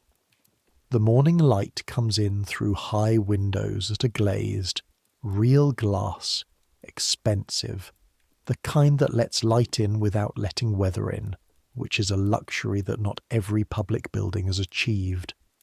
There are chairs with arms. The chairs have arms. Will makes a note of this. 20 men, Hargreaves says. He's walking the length of the room with his hands clasped behind his back, the walk of a man conducting an inspection of his own territory. The master and the wardens at the high table, the liveryman below. Food will be served at the tables. We have 3 serving men who will manage the platters. And the kitchen? Will asks. Is there a kitchen here? Yes, but you'll be using your own kitchen for the preparation and carrying the finished food here. Is that correct? Yes, sir. Goodman Fitch will bring the dishes in the hour before the breakfast. Keep them warm in your kitchen and serve from there. Your kitchen equipment? Hargreaves asks. What are you bringing? Will lists from memory. The covered dishes for the eggs and sauce, the boards for the bread, the wrapped cheese, the sealed jug for the spiced ale. The marchpane will be in a box. Hargreaves listens to this. He's still walking, still looking at the room, but Will can see that he is actually listening, taking inventory, noting what matches and what doesn't. The spit, Hargreaves says unexpectedly. Is Fitch planning any roast? The cold fowl, Will says. Roasted last evening and carried cold, sliced. No spit work on the day. A pause. Hargreaves stops walking. He turns and looks at Will directly. The first full look he's given him since they came into the room. Cold fowl for the grocers, he says. Will meets his gaze. This is a test. He knows it is a test. Hargreaves is probing the menu through him because to probe it directly through Goodman Fitch would require a conversation that Hargreaves is not sure he wants to initiate. Cold fowl, Will says, sliced thin with a mustard sauce, the same way they serve it in Antwerp. Goodman Fitch has looked into what the grocers' agents eat when they travel. A pause that is slightly longer than the previous ones. He's done his research, Hargreaves says. It is not quite approval. It is closer to the acknowledgement that research has occurred. Yes, sir. Hargreaves looks at the room once more. The candles are included, he says. Your man need not bring those. And we have a warming shelf beside the east fireplace that is available. Tell him about the warming shelf. It will be useful for the eggs. Yes, sir. 7 o'clock, Hargreaves says. Not 6:55, not 7:10. 7. Yes, sir. Tell Fitch I expect to hear nothing that morning except the sound of satisfied men eating well. He walks back toward the door. The audience is over. Will follows. In the courtyard the light is stronger. It is approaching 6, and the October morning is making its grudging concession to daylight. the sky moving from grey to a pale, flat white that will probably remain this colour until sunset. "Master Hargreave," Will says at the courtyard door. Hargreave pauses. "The apothecary on Milk Street," Will says. "He has a larger bottle of orange flower water. He said to tell Goodman Fitch in case he changed his mind about the recipe." A silence. Hargreave looks at Will. Something in his face shifts. Not much, but something. "What is your name?" "William Archer, sir." "From where?" "Blandford Forum, Dorset." "How long with Fitch?" "6 months, sir." Hargreave says nothing for a moment. Then he nods once. Not warmly, not coldly. A nod that is simply the movement of his head in the affirmative. "Tell him," Hargreave says, "about the orange flower water." He goes back inside. Will stands in the courtyard for a moment. The morning is cold and the light is white, and somewhere on the other side of the arch, Cheapside is waking up. He can hear it from here, the beginning of the day's noise, the first carts and the first voices. He walks back through the arch. He pauses under the camel and the clove tree and looks up at them for a moment. The camel's expression does not change. He goes south toward Cheapside and the market, and then home. Goodman Fitch listens to his report with the same expression he wears when he is assessing spices, a neutral attention that gives nothing away until the end. "The warming shelf," he says. "Good. That changes the timing on the eggs." He makes a mark on one of his wooden tallies. "The orange flower water. The apothecary said he set it aside." A brief pause. "I was thinking about it." He makes another mark. "It changes the sauce, lighter, more floral." He looks at the mark on the tally. "Yes. Go back to Milk Street this afternoon and get it." "Yes, sir." "What was Hargreave like?" Will considers the question carefully. He wants to hear nothing that morning except the sound of satisfied men eating well. Goodman Fitch looks up from the tally. He looks at Will for the slightly longer look. "He said that," Goodman Fitch says. "Those words, sir." Another pause. And then Goodman Fitch does something that Will has not seen him do before. He smiles. It is small and brief, gone almost as soon as it appears, but it is unmistakable. "He says that to every cook he commissions," Goodman Fitch says. "He said it to me the first time 10 years ago. I've been hearing it ever since." He tucks the tally back in his apron pocket. He means it. That's the point. He means it absolutely and literally. And he's right to mean it. He moves to the shelf where the marchpane sits under its cloth. He lifts the cloth, checks the texture, pressing the surface gently, releasing, checking the spring. Satisfied, he replaces the cloth. "You said the cold fowl as they serve in Antwerp." "Yes, sir." "Where did you hear about Antwerp?" Will does not answer immediately. He heard it. He's trying to locate where he heard it. From a merchant who came to the counter 3 weeks ago for a meat pie. A merchant who was clearly in a mood to talk, and who had been to Antwerp twice, and had opinions about the food there. Will had been behind the counter that day while Goodwife Agnes was in the back, and had listened to the merchant for the 20 minutes it took him to eat his pie, and had remembered the part about the cold fowl specifically because it was different from how Will had understood cold fowl to be served. He tells Goodman Fitch this. Goodman Fitch listens. He nods once at the end. "That was Thomas Alderman," he says. "He comes in most Wednesdays." A pause. He is in fact a liveryman of the grocer's company. Will absorbs this. "The details you pick up," Goodman Fitch says, "they are not decoration. They are tools." He moves toward the hearth. "Today, manchet preparation. Orange flower water this afternoon, and the cheese needs to be wrapped for carrying. We move at 5:30 tomorrow morning." 5:30. Will does the arithmetic. 3 in the morning to start the dishes. 5 to get the dishes to carrying temperature. 5:30 to leave the cookshop for the hall. 7 o'clock for service. I'll need you there for the carrying, Goodman Fitch says. Not just the dishes. I need 2 pairs of hands. Jack stays here to manage the morning service.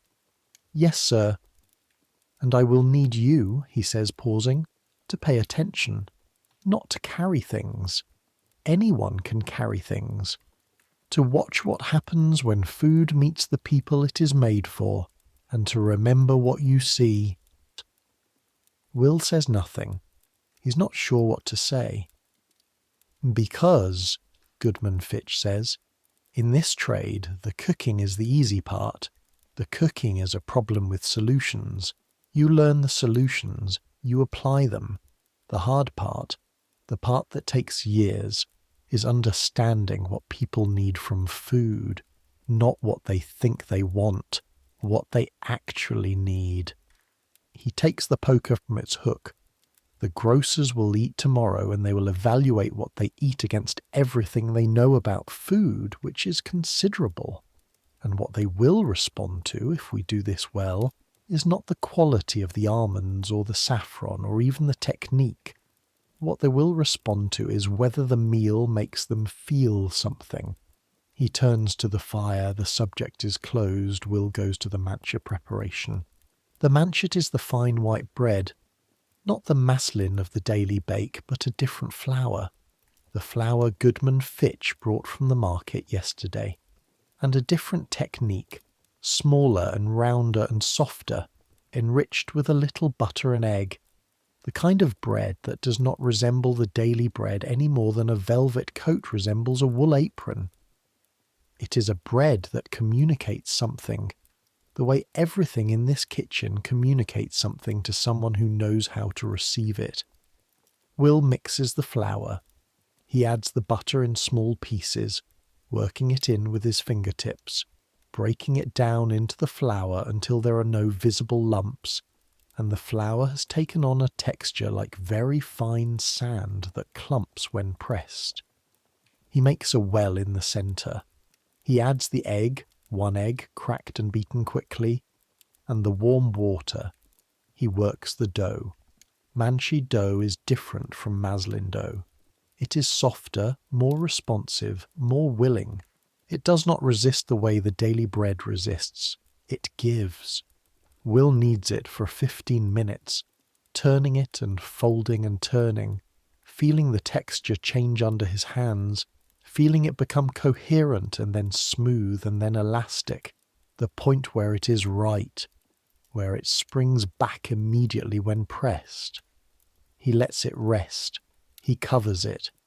He goes to fetch the orange flower water from Milk Street. The apothecary on Milk Street has the bottle ready. He has clearly been expecting Will, or someone from the Boar's Head, and produces it from the shelf without needing to search for it. It is smaller than the standard bottles on the shelf, sealed with wax, and it smells, briefly opened and reclosed, of the specific distillation of orange blossoms, floral and delicate and completely out of season. Another summer preserved and present in a glass bottle in an October kitchen. Good luck tomorrow, the apothecary says. Thank you, Will says, surprised. The grocers, the apothecary says, replacing the wax on the bottle. Half of what I stock goes to their tables one way or another. They are men of specific tastes. He looks at Will over his counter. But if Fitch is cooking, the taste will be met. Will takes the bottle and goes back to Cheapside. The afternoon runs toward evening. The manchet gets shaped. Small, oval, the perfect size for one hand, a dozen of them from the one batch, and goes into the oven and comes out at the right time and smells correct. And Goodman Fitch takes one of them after it has cooled slightly and breaks it open and looks at the interior, the crumb, the even softness, the faint gold of the egg in the colour, and says nothing, which means right. The orange flower water goes into the preparations. Will watches Goodman Fitch add it to the sauce. Not the full bottle, 3/4 of it, with a care that is not miserly but precise. The sauce changes. Will can see it change, the texture shifting slightly, the colour brightening by a small increment, and the smell. The smell opens, like a door into another room. The same sauce, but with more doors now. More rooms behind it. Yes, Goodman Fitch says, to no one in particular, to himself. By evening the kitchen holds tomorrow on the shelf. The manchee in a cloth, cool and ready, the spiced ale sealed, the marchpane in its box, the saffron, the rose water, the orange flower water, reduced now by 3/4. The Suffolk cheese, wrapped in cloth dampened with ale. A technique Goodman Fitch uses to keep cheese travelling well. The eggs are not yet done. The eggs and cream sauce will be made tomorrow morning, between 3 and 5:30. The last things prepared, because they do not keep and must arrive hot. Jack makes a small comment over supper about the quantity of eggs and the timing, and is silenced by a look from Goodwife Agnes that has no words but plenty of content. The evening settles, the fire is banked, the stock-pot murmurs, the bow-bells mark 8, 9, 10. Will is in the loft before the last of those. He's been awake since 4. He has been to the grocer's hall and the apothecary in the market and back. He has ground almonds and made 2 batches of dough, and carried water and stirred pottage, and watched saffron dissolve in warm cream, and turned it the colour of sunrise. He has been warm and warm again, and cold again, and his feet have covered more cobblestone than he can estimate, and his hands have the particular roughness of hands that have been wet and then dry and then wet again multiple times, the slightly cracked feeling at the knuckle that will get worse through winter. He is in the straw. The blanket is up. The city is doing its night business below. He thinks about Hargreave in the great hall with its glazed windows and its chairs with arms, and about the camel surprised to find itself on a building, and about Goodman Fitch saying the cooking is the easy part. He thinks about the woman with the basket and the little girl with something in the chest. He thinks about Thomas Alderman and his pie and his opinions about Antwerp and the cold fowl, and about how much Goodman Fitch knows about his customers, the invisible web of information that he's been building for 11 years, about who eats at his counter and what they need and who they know. He thinks about the pottage pot that will need to be started at 4 tomorrow morning, which is sooner than he would like and exactly as soon as necessary. The bow bells sound 11. He is asleep, the day of the breakfast. It comes in darkness, because all days come in darkness in October in London, but this particular darkness has a different quality. Or this is what Will tells himself as he rises at 3, which is an hour that has no reasonable business being called morning, but which is called morning anyway because it is on the correct side of midnight. 3 o'clock. The fire is still in the coals. The kitchen is cold in the way that only 3 in the morning is cold. A different cold from 4 or 5. A colder cold. A cold with more conviction. Will is downstairs before he's entirely awake, which is the best way to get to 3 in the morning, because thinking about 3 in the morning before arriving at it produces only reluctance. Jack is 2 minutes behind him. Neither of them speaks. They have agreed, without discussing it, that speaking in the kitchen at 3 in the morning is a kind of violence that the situation does not require. The fire comes up, the kitchen warms. At 3:15, Goodman Fitch comes downstairs. He's already fully dressed, which means he's not been sleeping since at least 2:30. He moves to the shelf and begins his inventory of the preparations, checking each item in turn, touching the manchet, lifting the lid of the marchpane box, checking the seal on the ale jug. He picks up the saffron pot and holds it for a moment. "The eggs," he says. "We start the eggs now." The eggs in cream sauce is the most technically demanding dish of the morning, which is why it is last in the planning and first in the execution, because there is enough time to redo it if something goes wrong at 3 in the morning and not enough time at 5. The cream is in the cold larder, a small stone-walled space at the back of the kitchen yard, north-facing, never quite warm, where perishables go. Will fetches it. The cream in October is thicker than summer cream, the cow's milk richer in the cold, and it pours slowly and has a smell that is dense and faintly animal. Not unpleasant, actual, the smell of what it is. Into the pot. The saffron threads go in. Goodman Fitch counts them out, one by one from the pot, and Will watches him count. Not 8, not 12, 23 threads of saffron into the cream, a precise number that comes from experience rather than measurement. The cream goes over the fire on the trivet, not the main hearth, but the smaller one, at a heat that is specifically controlled. Goodman Fitch adjusts the trivet height twice before he is satisfied. "Watch," he says, to Will. Will watches. The cream heats slowly. The saffron begins to work almost immediately, the colour seeping out of the threads into the cream, a gradual yellowing that deepens as the temperature rises, the cream becoming gold, a specific gold, not orange and not yellow, but the colour between them that is the colour of this specific thing and nothing else. "What are you looking for?" Goodman Fitch asks. "The moment it starts to move differently," Will says, "when the texture changes, and when the saffron colour is distributed evenly, when you can't see where the threads are anymore because the whole cream is that colour. And then the orange flower water, a little, not much." A pause. Goodman Fitch does not tell him he's right, because telling him would be the same as telling him he can stop watching, and he should not stop watching. Will watches. The cream heats. The colour deepens and spreads. The threads disappear into the gold. At a particular moment, a moment Will catches because he is watching, the surface of the cream changes, not boiling, but approaching something, the texture shifting from still to almost moving, and he says quietly, "Now?" Goodman Fitch looks. He looks for a second.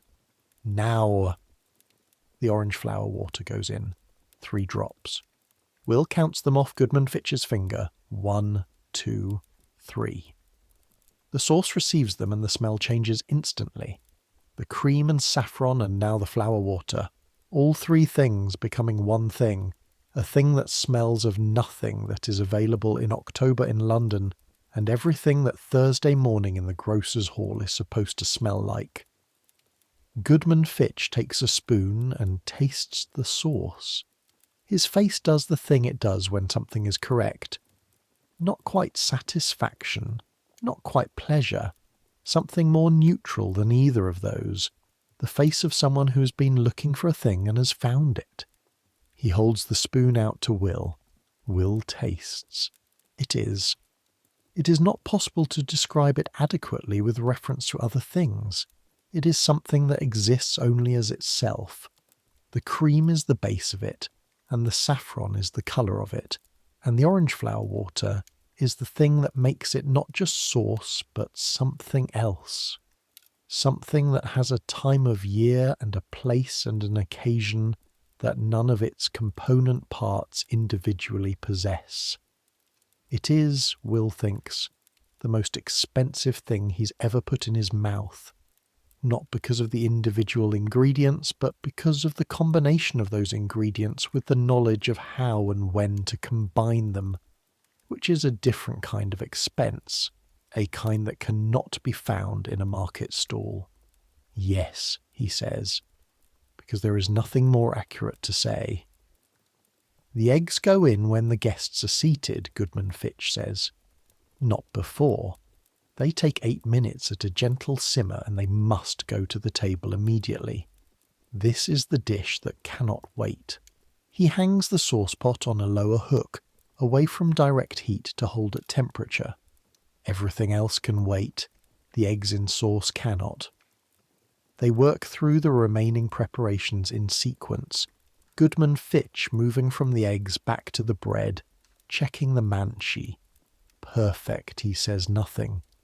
And to the cold fowl which has been resting in the cold larder, and which he slices himself with the long knife in thin, precise slices that reveal the interior of the bird in cross-section, the white and the slightly darker flesh of the leg, the specific texture of properly rested roast fowl that has been allowed to cool slowly and completely. He arranges the slices on the wooden board. He makes the mustard sauce in a small pot, English mustard, which is hotter and more aggressive than what you might find in France, cut with a little of the spiced ale and a thread of honey to soften the aggression. The Antwerp style, he says as he works, is to serve the fowl with a French mustard, which is milder. Ours will be different, stronger. Is that right? Will asks. For the grocers. They are not in Antwerp, Goodman Fitch says. They are in London, and I'm not a French cook. I cook London food, and London food will have London character, even in a dish they associate with another place. A pause. But I know what they associate it with, and they will know that I know. That is different from not knowing. The clock. The small striking clock that Goodwife Agnes keeps in the front room, one of the real luxuries of the household, not many cookshops have a clock, strikes 5. 5 o'clock, 90 minutes until service. The kitchen is now full of the smell of everything.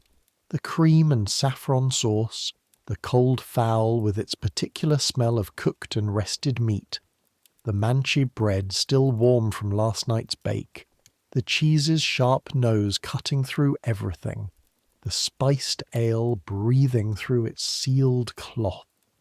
It is the smell of a meal in preparation, a meal almost assembled, a meal that exists as a promise.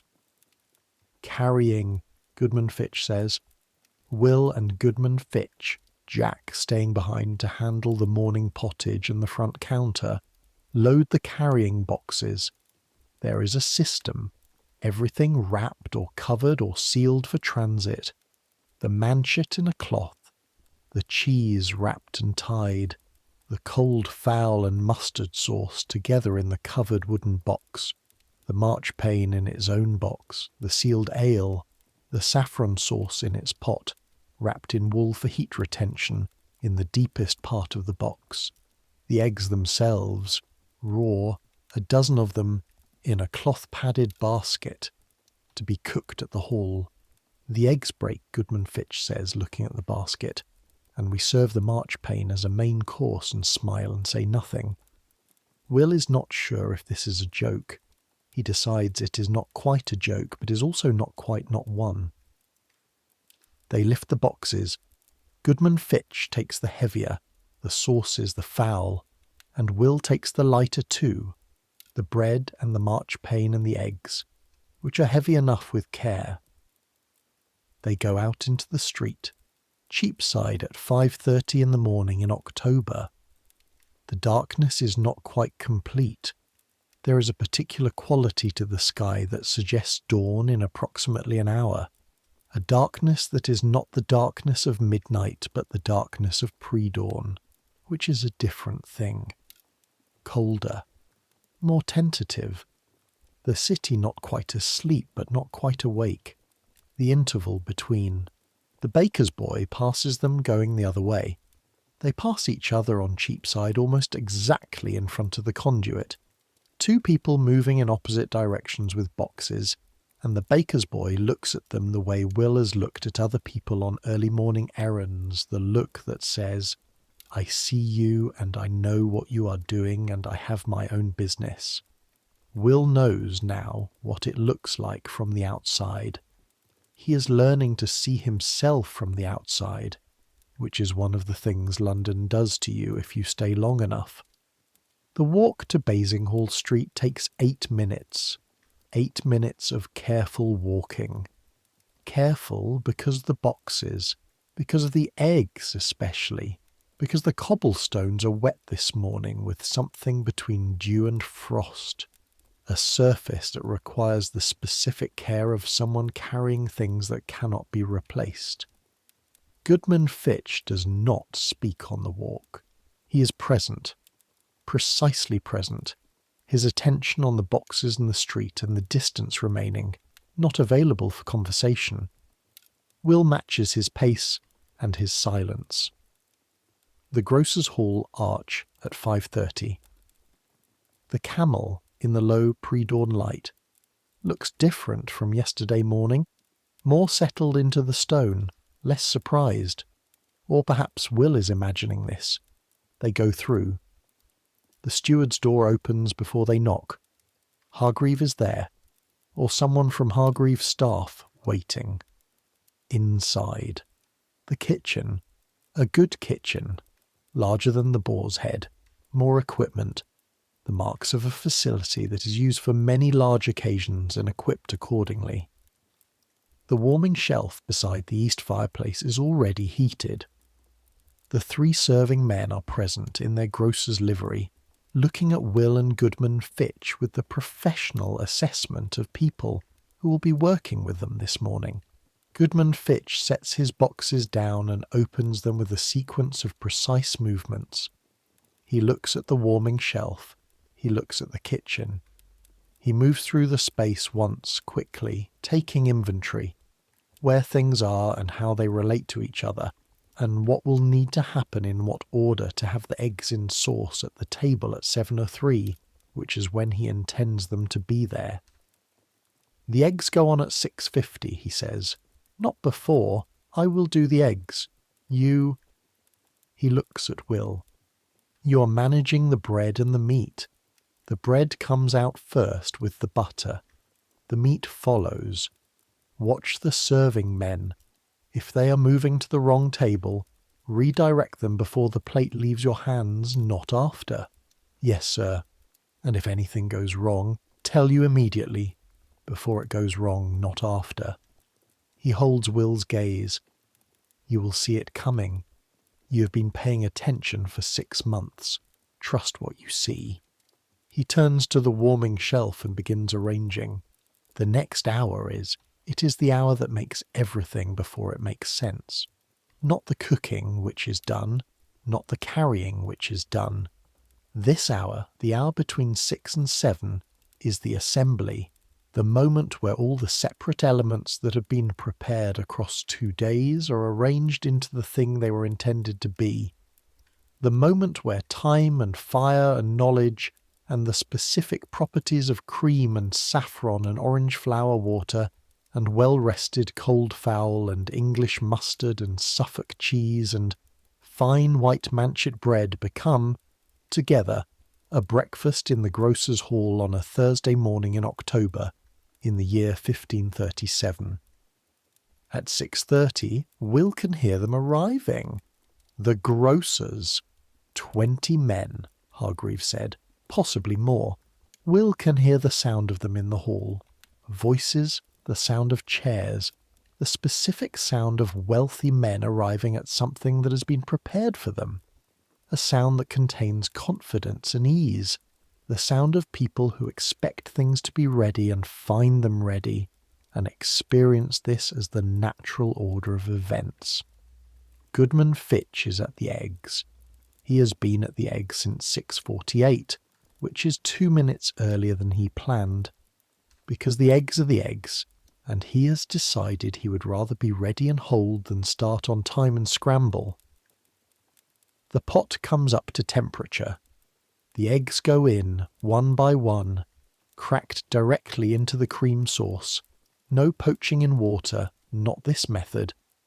The eggs going directly into the saffron cream and setting gently in it, their whites firming slowly, their yolks holding the specific softness of an egg that is cooked with care rather than speed. 8 minutes. Will watches the clock on Hargreaves' shelf. Another striking clock, another luxury, and watches the eggs. At 6:58, Goodman Fitch looks at the pot. He looks at Will.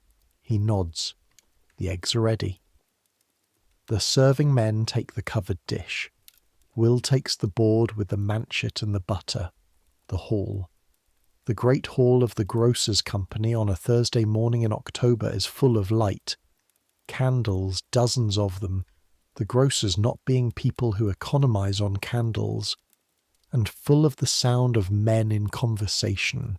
The specific music of 20 wealthy men who have things to discuss and are discussing them with the energy of people who discuss things for a living.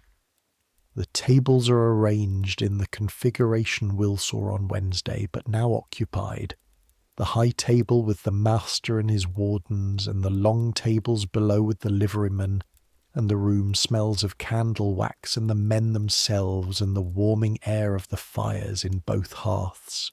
They do not notice Will when he enters. This is correct. This is, in fact, the entire point. He is invisible in the manner that food is invisible until it arrives at the table and becomes undeniable. He moves along the table with the manchet board, setting the bread and the butter, with the precision of someone who has been told exactly how this is supposed to look, which he has not been told by anyone but has worked out from what he knows. He sees Hargreave at the far end of the room, watching. Hargreave is watching not the grocers but the serving staff, monitoring the performance of the morning with the attention of a man who will know immediately if anything goes wrong. Hargreave's eyes find Will. There is a moment of assessment. Hargreave says nothing. He turns back to the room. Will keeps moving. The manchet bread finds the tables. The cold fowl in its mustard sauce, carried by one of the serving men, finds the tables. The cheese, the marchpane, the small sweet pieces arranged on a board and placed at intervals along the table, where guests will find them when they reach for something to end with. And then the eggs. The serving man sets the dish on the table at the high table end. The master of the grocer's company, who's been in conversation with the warden to his left about something Will cannot hear, pauses in his conversation. He looks at the dish. He looks at the cream, the gold of it, the saffron gold, and the egg set in it, white and yellow and gold all together. He does not say anything immediately. He serves himself. He takes one of the eggs and some of the sauce with the serving spoon. He puts it on his plate. He looks at it for a moment. Will is near the door to the kitchen, not invisible exactly. Hargreave can see him, and one or two of the liverymen have glanced in his direction, in the automatic way that people glance at serving staff. But he is in the register of the room that is not the main subject of attention, which is as close to invisible as a person in this room can be. The master takes a bite of the egg in cream sauce. He's quiet for a moment. He says something to the warden beside him that Will cannot hear from the door. The warden tries the egg. He says something back that Will also cannot hear. Whatever is being said, the master smiles. It is a small smile, brief, the smile of a man who has just had an expectation met in a way that he did not quite expect, who has encountered something that matched what he hoped for, and then gave him something more than what he hoped for. The smile that is the fundamental goal of anyone who makes anything for anyone else. Will turns and goes back to the kitchen. Goodman Fitch is cleaning the egg pot. He does not look up. Yes, he says. The master tried the eggs. He smiled. A pause. Goodman Fitch keeps cleaning the pot. He does not look up. but something in the set of his shoulders changes. A small, barely perceptible ease, a release of something held. Good, he says. He keeps cleaning. The rest of the breakfast service proceeds without event, without incident, which is different from without tension. Will is aware of tension throughout, the specific tension of a performance in progress, where the absence of disaster is the goal and must be actively maintained. The bread is eaten. The fowl and mustard are appreciated. Will can hear from the kitchen the periodic sound of conversation from the hall, and while he cannot make out words, he can make out register, and the register is the register of men eating and talking and not complaining, which is, in a room full of people who could very easily complain and would know exactly how to do it, the sound of success. At 7:25, Hargreave comes to the kitchen. He looks at Goodman Fitch. He looks at the kitchen, which is clean. Will and Goodman Fitch have been cleaning throughout service, because a clean kitchen is a professional kitchen, and a professional kitchen is not something you reveal to a steward and then neglect. The eggs, Hargreave says. Goodman Fitch looks up from the last of his cleaning. The master asked who made them, Hargreave says. Specifically. He wanted to know what was in the sauce. Cream, saffron, orange flower water. Orange flower water. Hargreave says this with an expression that is not quite surprise but is adjacent to it. That's the difference. That's a difference, Goodman Fitch says. There are others. A pause. The orange flower water, Hargreave says, is a detail that the master's previous cook, who is no longer his previous cook, would not have thought of. Goodman Fitch holds his gaze without comment. The commission was 7 shillings, Hargreave says. I'm authorising 9. He goes back to the hall. Goodman Fitch turns back to the cleaning. Will watches him. He is doing the cleaning with exactly the same attention he was doing it before, the same motion, the same focus. The 2 shillings, Will says. Not exactly a question. We'll buy a pound of saffron, Goodman Fitch says, with a little left over. He rinses the cloth in the bucket. Start carrying the boxes. Will starts carrying the boxes. On the walk back along Cheapside, the morning fully bright now, the street in its 10 o'clock rhythm, the market open and loud and the carts moving and the vendors crying their wares, Will carries the lighter box, the empty manchet cloth, the board, the returned box from the march pane. And Goodman Fitch carries the heavier, and they walk through the middle of Cheapside the way you learn to walk through the middle of Cheapside when you've been here long enough, which is without flinching and without stopping and without making eye contact with anyone who looks like they want something from you. At the corner of Gutter Lane, Will pauses. From this corner, if you look north and slightly east, you can see, above the roofline, the very top of Old St. Paul's, the tower, the spire catching the October morning light, white stone in white light, the highest point of the city visible from this angle, the thing that has been here for 200 years and will be here, or something very much like it, for everything that follows. He looks at it for a moment. Goodman Fitch, beside him, follows his gaze. She'll be there after we're gone, he says. And before. A brief pause. Not this one, Goodman Fitch says. This one'll burn. 20 years, maybe 30. There'll be a fire. He says it without particular drama, the way a man says a thing he doesn't know, and is not pretending to know but suspects. The city always burns. It has always burned, and it will always burn and always be rebuilt. That's the thing about London.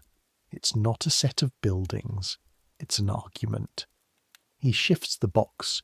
He keeps walking. Will looks at the tower for one more moment. Then he follows.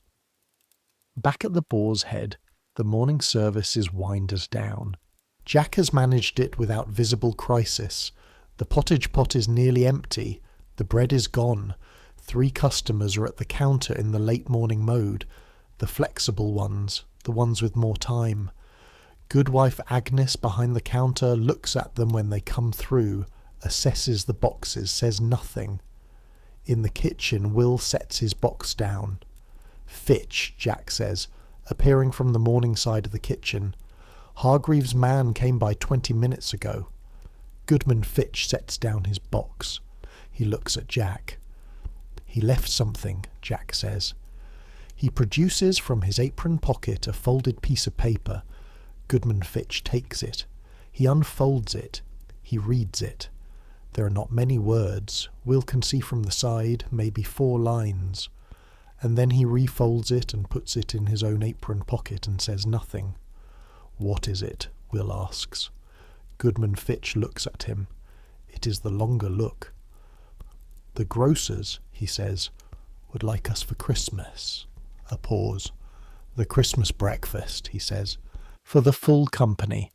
40 men. 40 men. Will does the arithmetic. Christmas, 2 months away. The preparation, the ingredients, the coordination. "Yes, sir," he says. Goodman Fitch nods. He goes to the shelf where the remaining saffron sits in its pot. He looks at it. "We'll need more saffron," he says. And then he ties his apron and goes to work.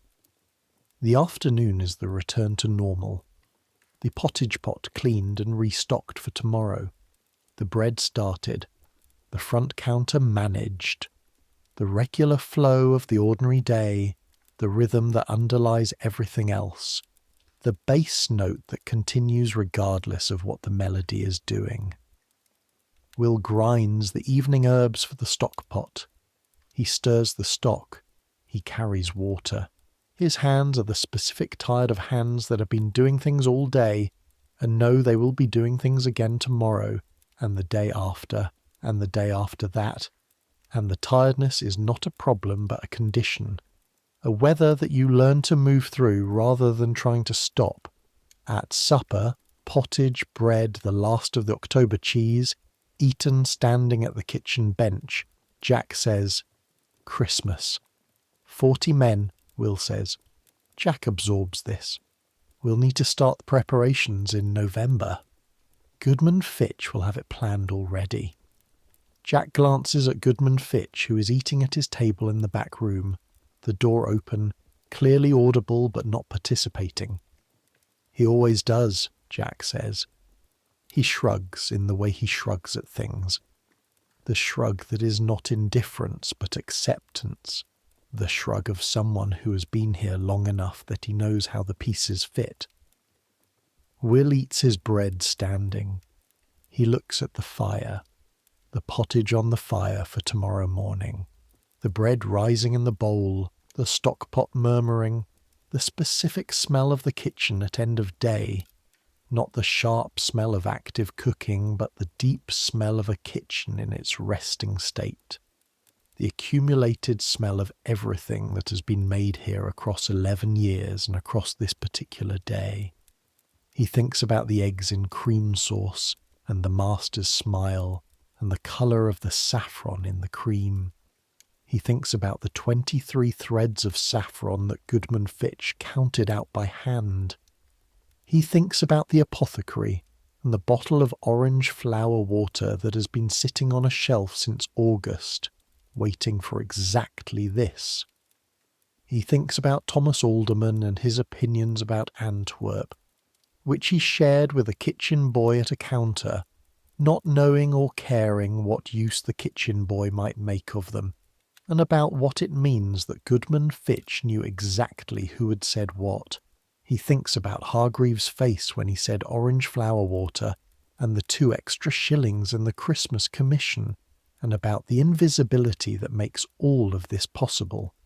The invisibility of the labour, the invisibility of Will himself in the hall, carrying the bread and moving along the table, and about Goodwife Agnes saying the only thing a cookshop has is reputation, and about how reputation is made of exactly this, exactly these moments, the 23 threads of saffron and the 3 drops of orange flower water and 8 minutes of eggs in a gentle simmer.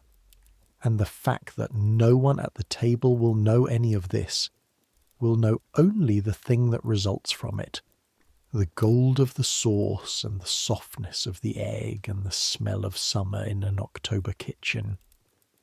This is the invisible work. This is the thing that has no name and receives no formal credit and will not appear in any history of the Grocers' Company, or the Livery Companies of London, or the reign of Henry VIII, which is a reign that will be remembered for many things, and not for the quality of the saffron cream sauce at a Thursday breakfast in the autumn of 1537. But it happened. It will have happened. This morning in that hall, the master of the Grocers' Company ate an egg in cream sauce that tasted of saffron and orange flower water, and the accumulated knowledge of Goodman Edmund Fitch, and he smiled. That is not nothing. That is, in fact, quite a lot. The evening passes. The city moves through its night. Will goes upstairs before the 10 o'clock bells, which is earlier than usual, because tomorrow there is the pottage at 4 and the morning service and the beginning of the Christmas planning, and there is no version of any of this that does not start before the sun comes up. The loft is cold. Jack is already on his half of the pallet, not asleep but settling. The crack in the roof shows a sliver of cloud-covered sky. Nothing else. Will lies down. The straw receives him. The blanket up. He thinks about coffee. Not because he knows about coffee specifically. He does not. It does not exist yet in his world. It is growing in mountains, far from here, in countries he's not heard of. But about what comes after. About the thing that will eventually replace the small ale of the morning, the thing that will make breakfast an occasion instead of a necessity, the thing that will create the coffee house and the newspaper and the whole infrastructure of morning as something you participate in rather than something you endure. He does not think about this in these terms, but he thinks about the morning ale that the customers drink at the counter, the cup of it standing quickly, not a ritual, just hydration, just function. And he thinks about how that might be different, how it might feel to have a drink in the morning that you wanted rather than needed, that you chose rather than defaulted to, that tasted like something you had chosen it for. That is coming. He does not know it is coming. 113 years from now, the first coffee house will open in London, and the world will begin to change in ways that this kitchen cannot anticipate. The ale will slowly give ground. The pottage will give ground more slowly. Breakfast will become, over centuries, the meal it is now. The meal that is supposed to be this. The meal with its own customs and rituals and foods. The meal that you look forward to. But right now, it is still the ale and the pottage and the bread eaten standing. And right now, it is enough. More than enough. The bow bells strike 10, their vibration coming up through the building, through the loft floor, through the straw of the pallet into his chest. He is already mostly asleep when they finish. He is warm enough, fed enough, tired in the honest way of someone who has done work that mattered. The kitchen below him is breathing in its slow night way. The stock pot, the banked fire, the preparations for tomorrow waiting on the shelf. The street outside is doing its night things. This city is continuing as it always continues with or without his participation. He thinks about Christmas, 40 men, the planning starting in November, the things that will need to be procured and the things that will need to be made, and the way they will all come together on some morning in December in a hall somewhere in this city, and the way no one will see the work that made it possible, and the way that is precisely correct. You're not allowed to be seen doing the work that keeps the feast alive, but you do it anyway. Every morning before the city wakes up, you start the fire, you fetch the water, you put the barley in the pot. Tomorrow there will be more of it. Tomorrow there will be the pottage at 4 and the customers at 6 and the normal rhythm of the normal day. Tomorrow there will be more things to learn and more things to carry and more problems with solutions and more solutions that become problems. But that is tomorrow. Right now there is just this. The loft, the cold, the sound of the bells fading back into the general noise of London going about its night. You are 15 years old, and you are in the greatest city in the world, and you are learning at 3 in the morning and 4 in the morning and 10 in the morning and every morning between what it costs to feed people well. It costs exactly this. Centuries will pass. The city you know will change beyond recognition.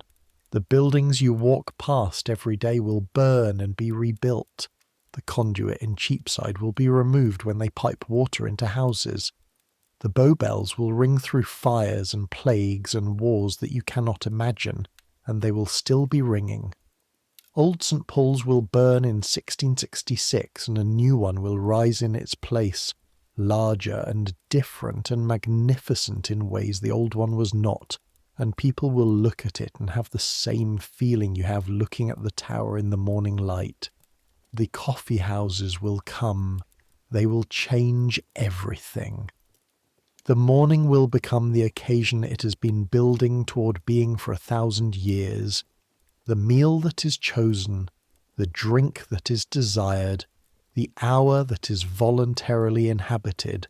The pottage will mostly disappear from the record, though something very like it will persist in the north of England for centuries more, under different names, stubbornly present, because people who wake up at 4 in the morning to do hard work still need a bowl of something hot and substantial before they start.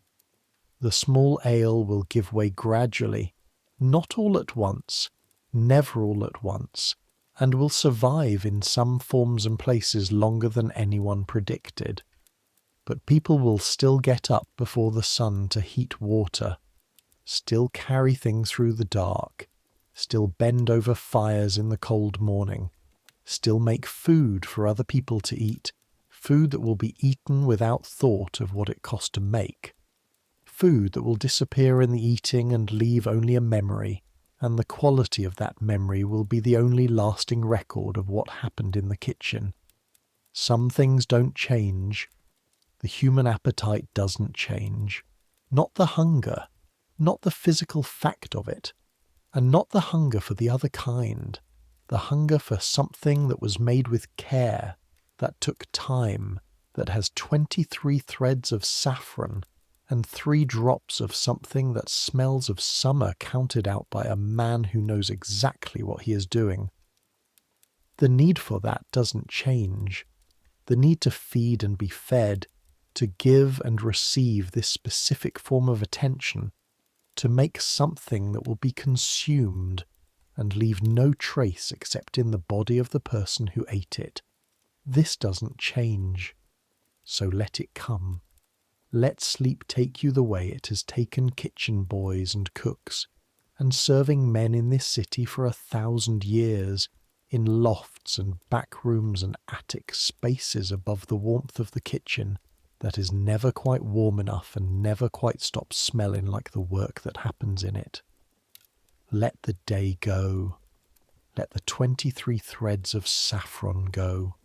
Let the 10 o'clock bells go quiet. Let the stock pot murmur without you. Let the fire hold through the night without you watching it. The fire has held through 1,000 nights without you watching it. It will hold through 1,000 more. Tomorrow there will be pottage to start. Tomorrow there will be bread to bake and water to fetch and Christmas to plan for, and 40 men who will need to eat well in December and not know how it happened. But that is tomorrow. Right now there is just the straw under you and the cold above you. and the sound of the city in its night register, distant and continuous and indifferent, and underneath all of that, faintly, the warmth of the kitchen rising through the floorboards into the loft, the warmth of the fire that has never gone out. You've earned this. You've earned every minute of it. Good night.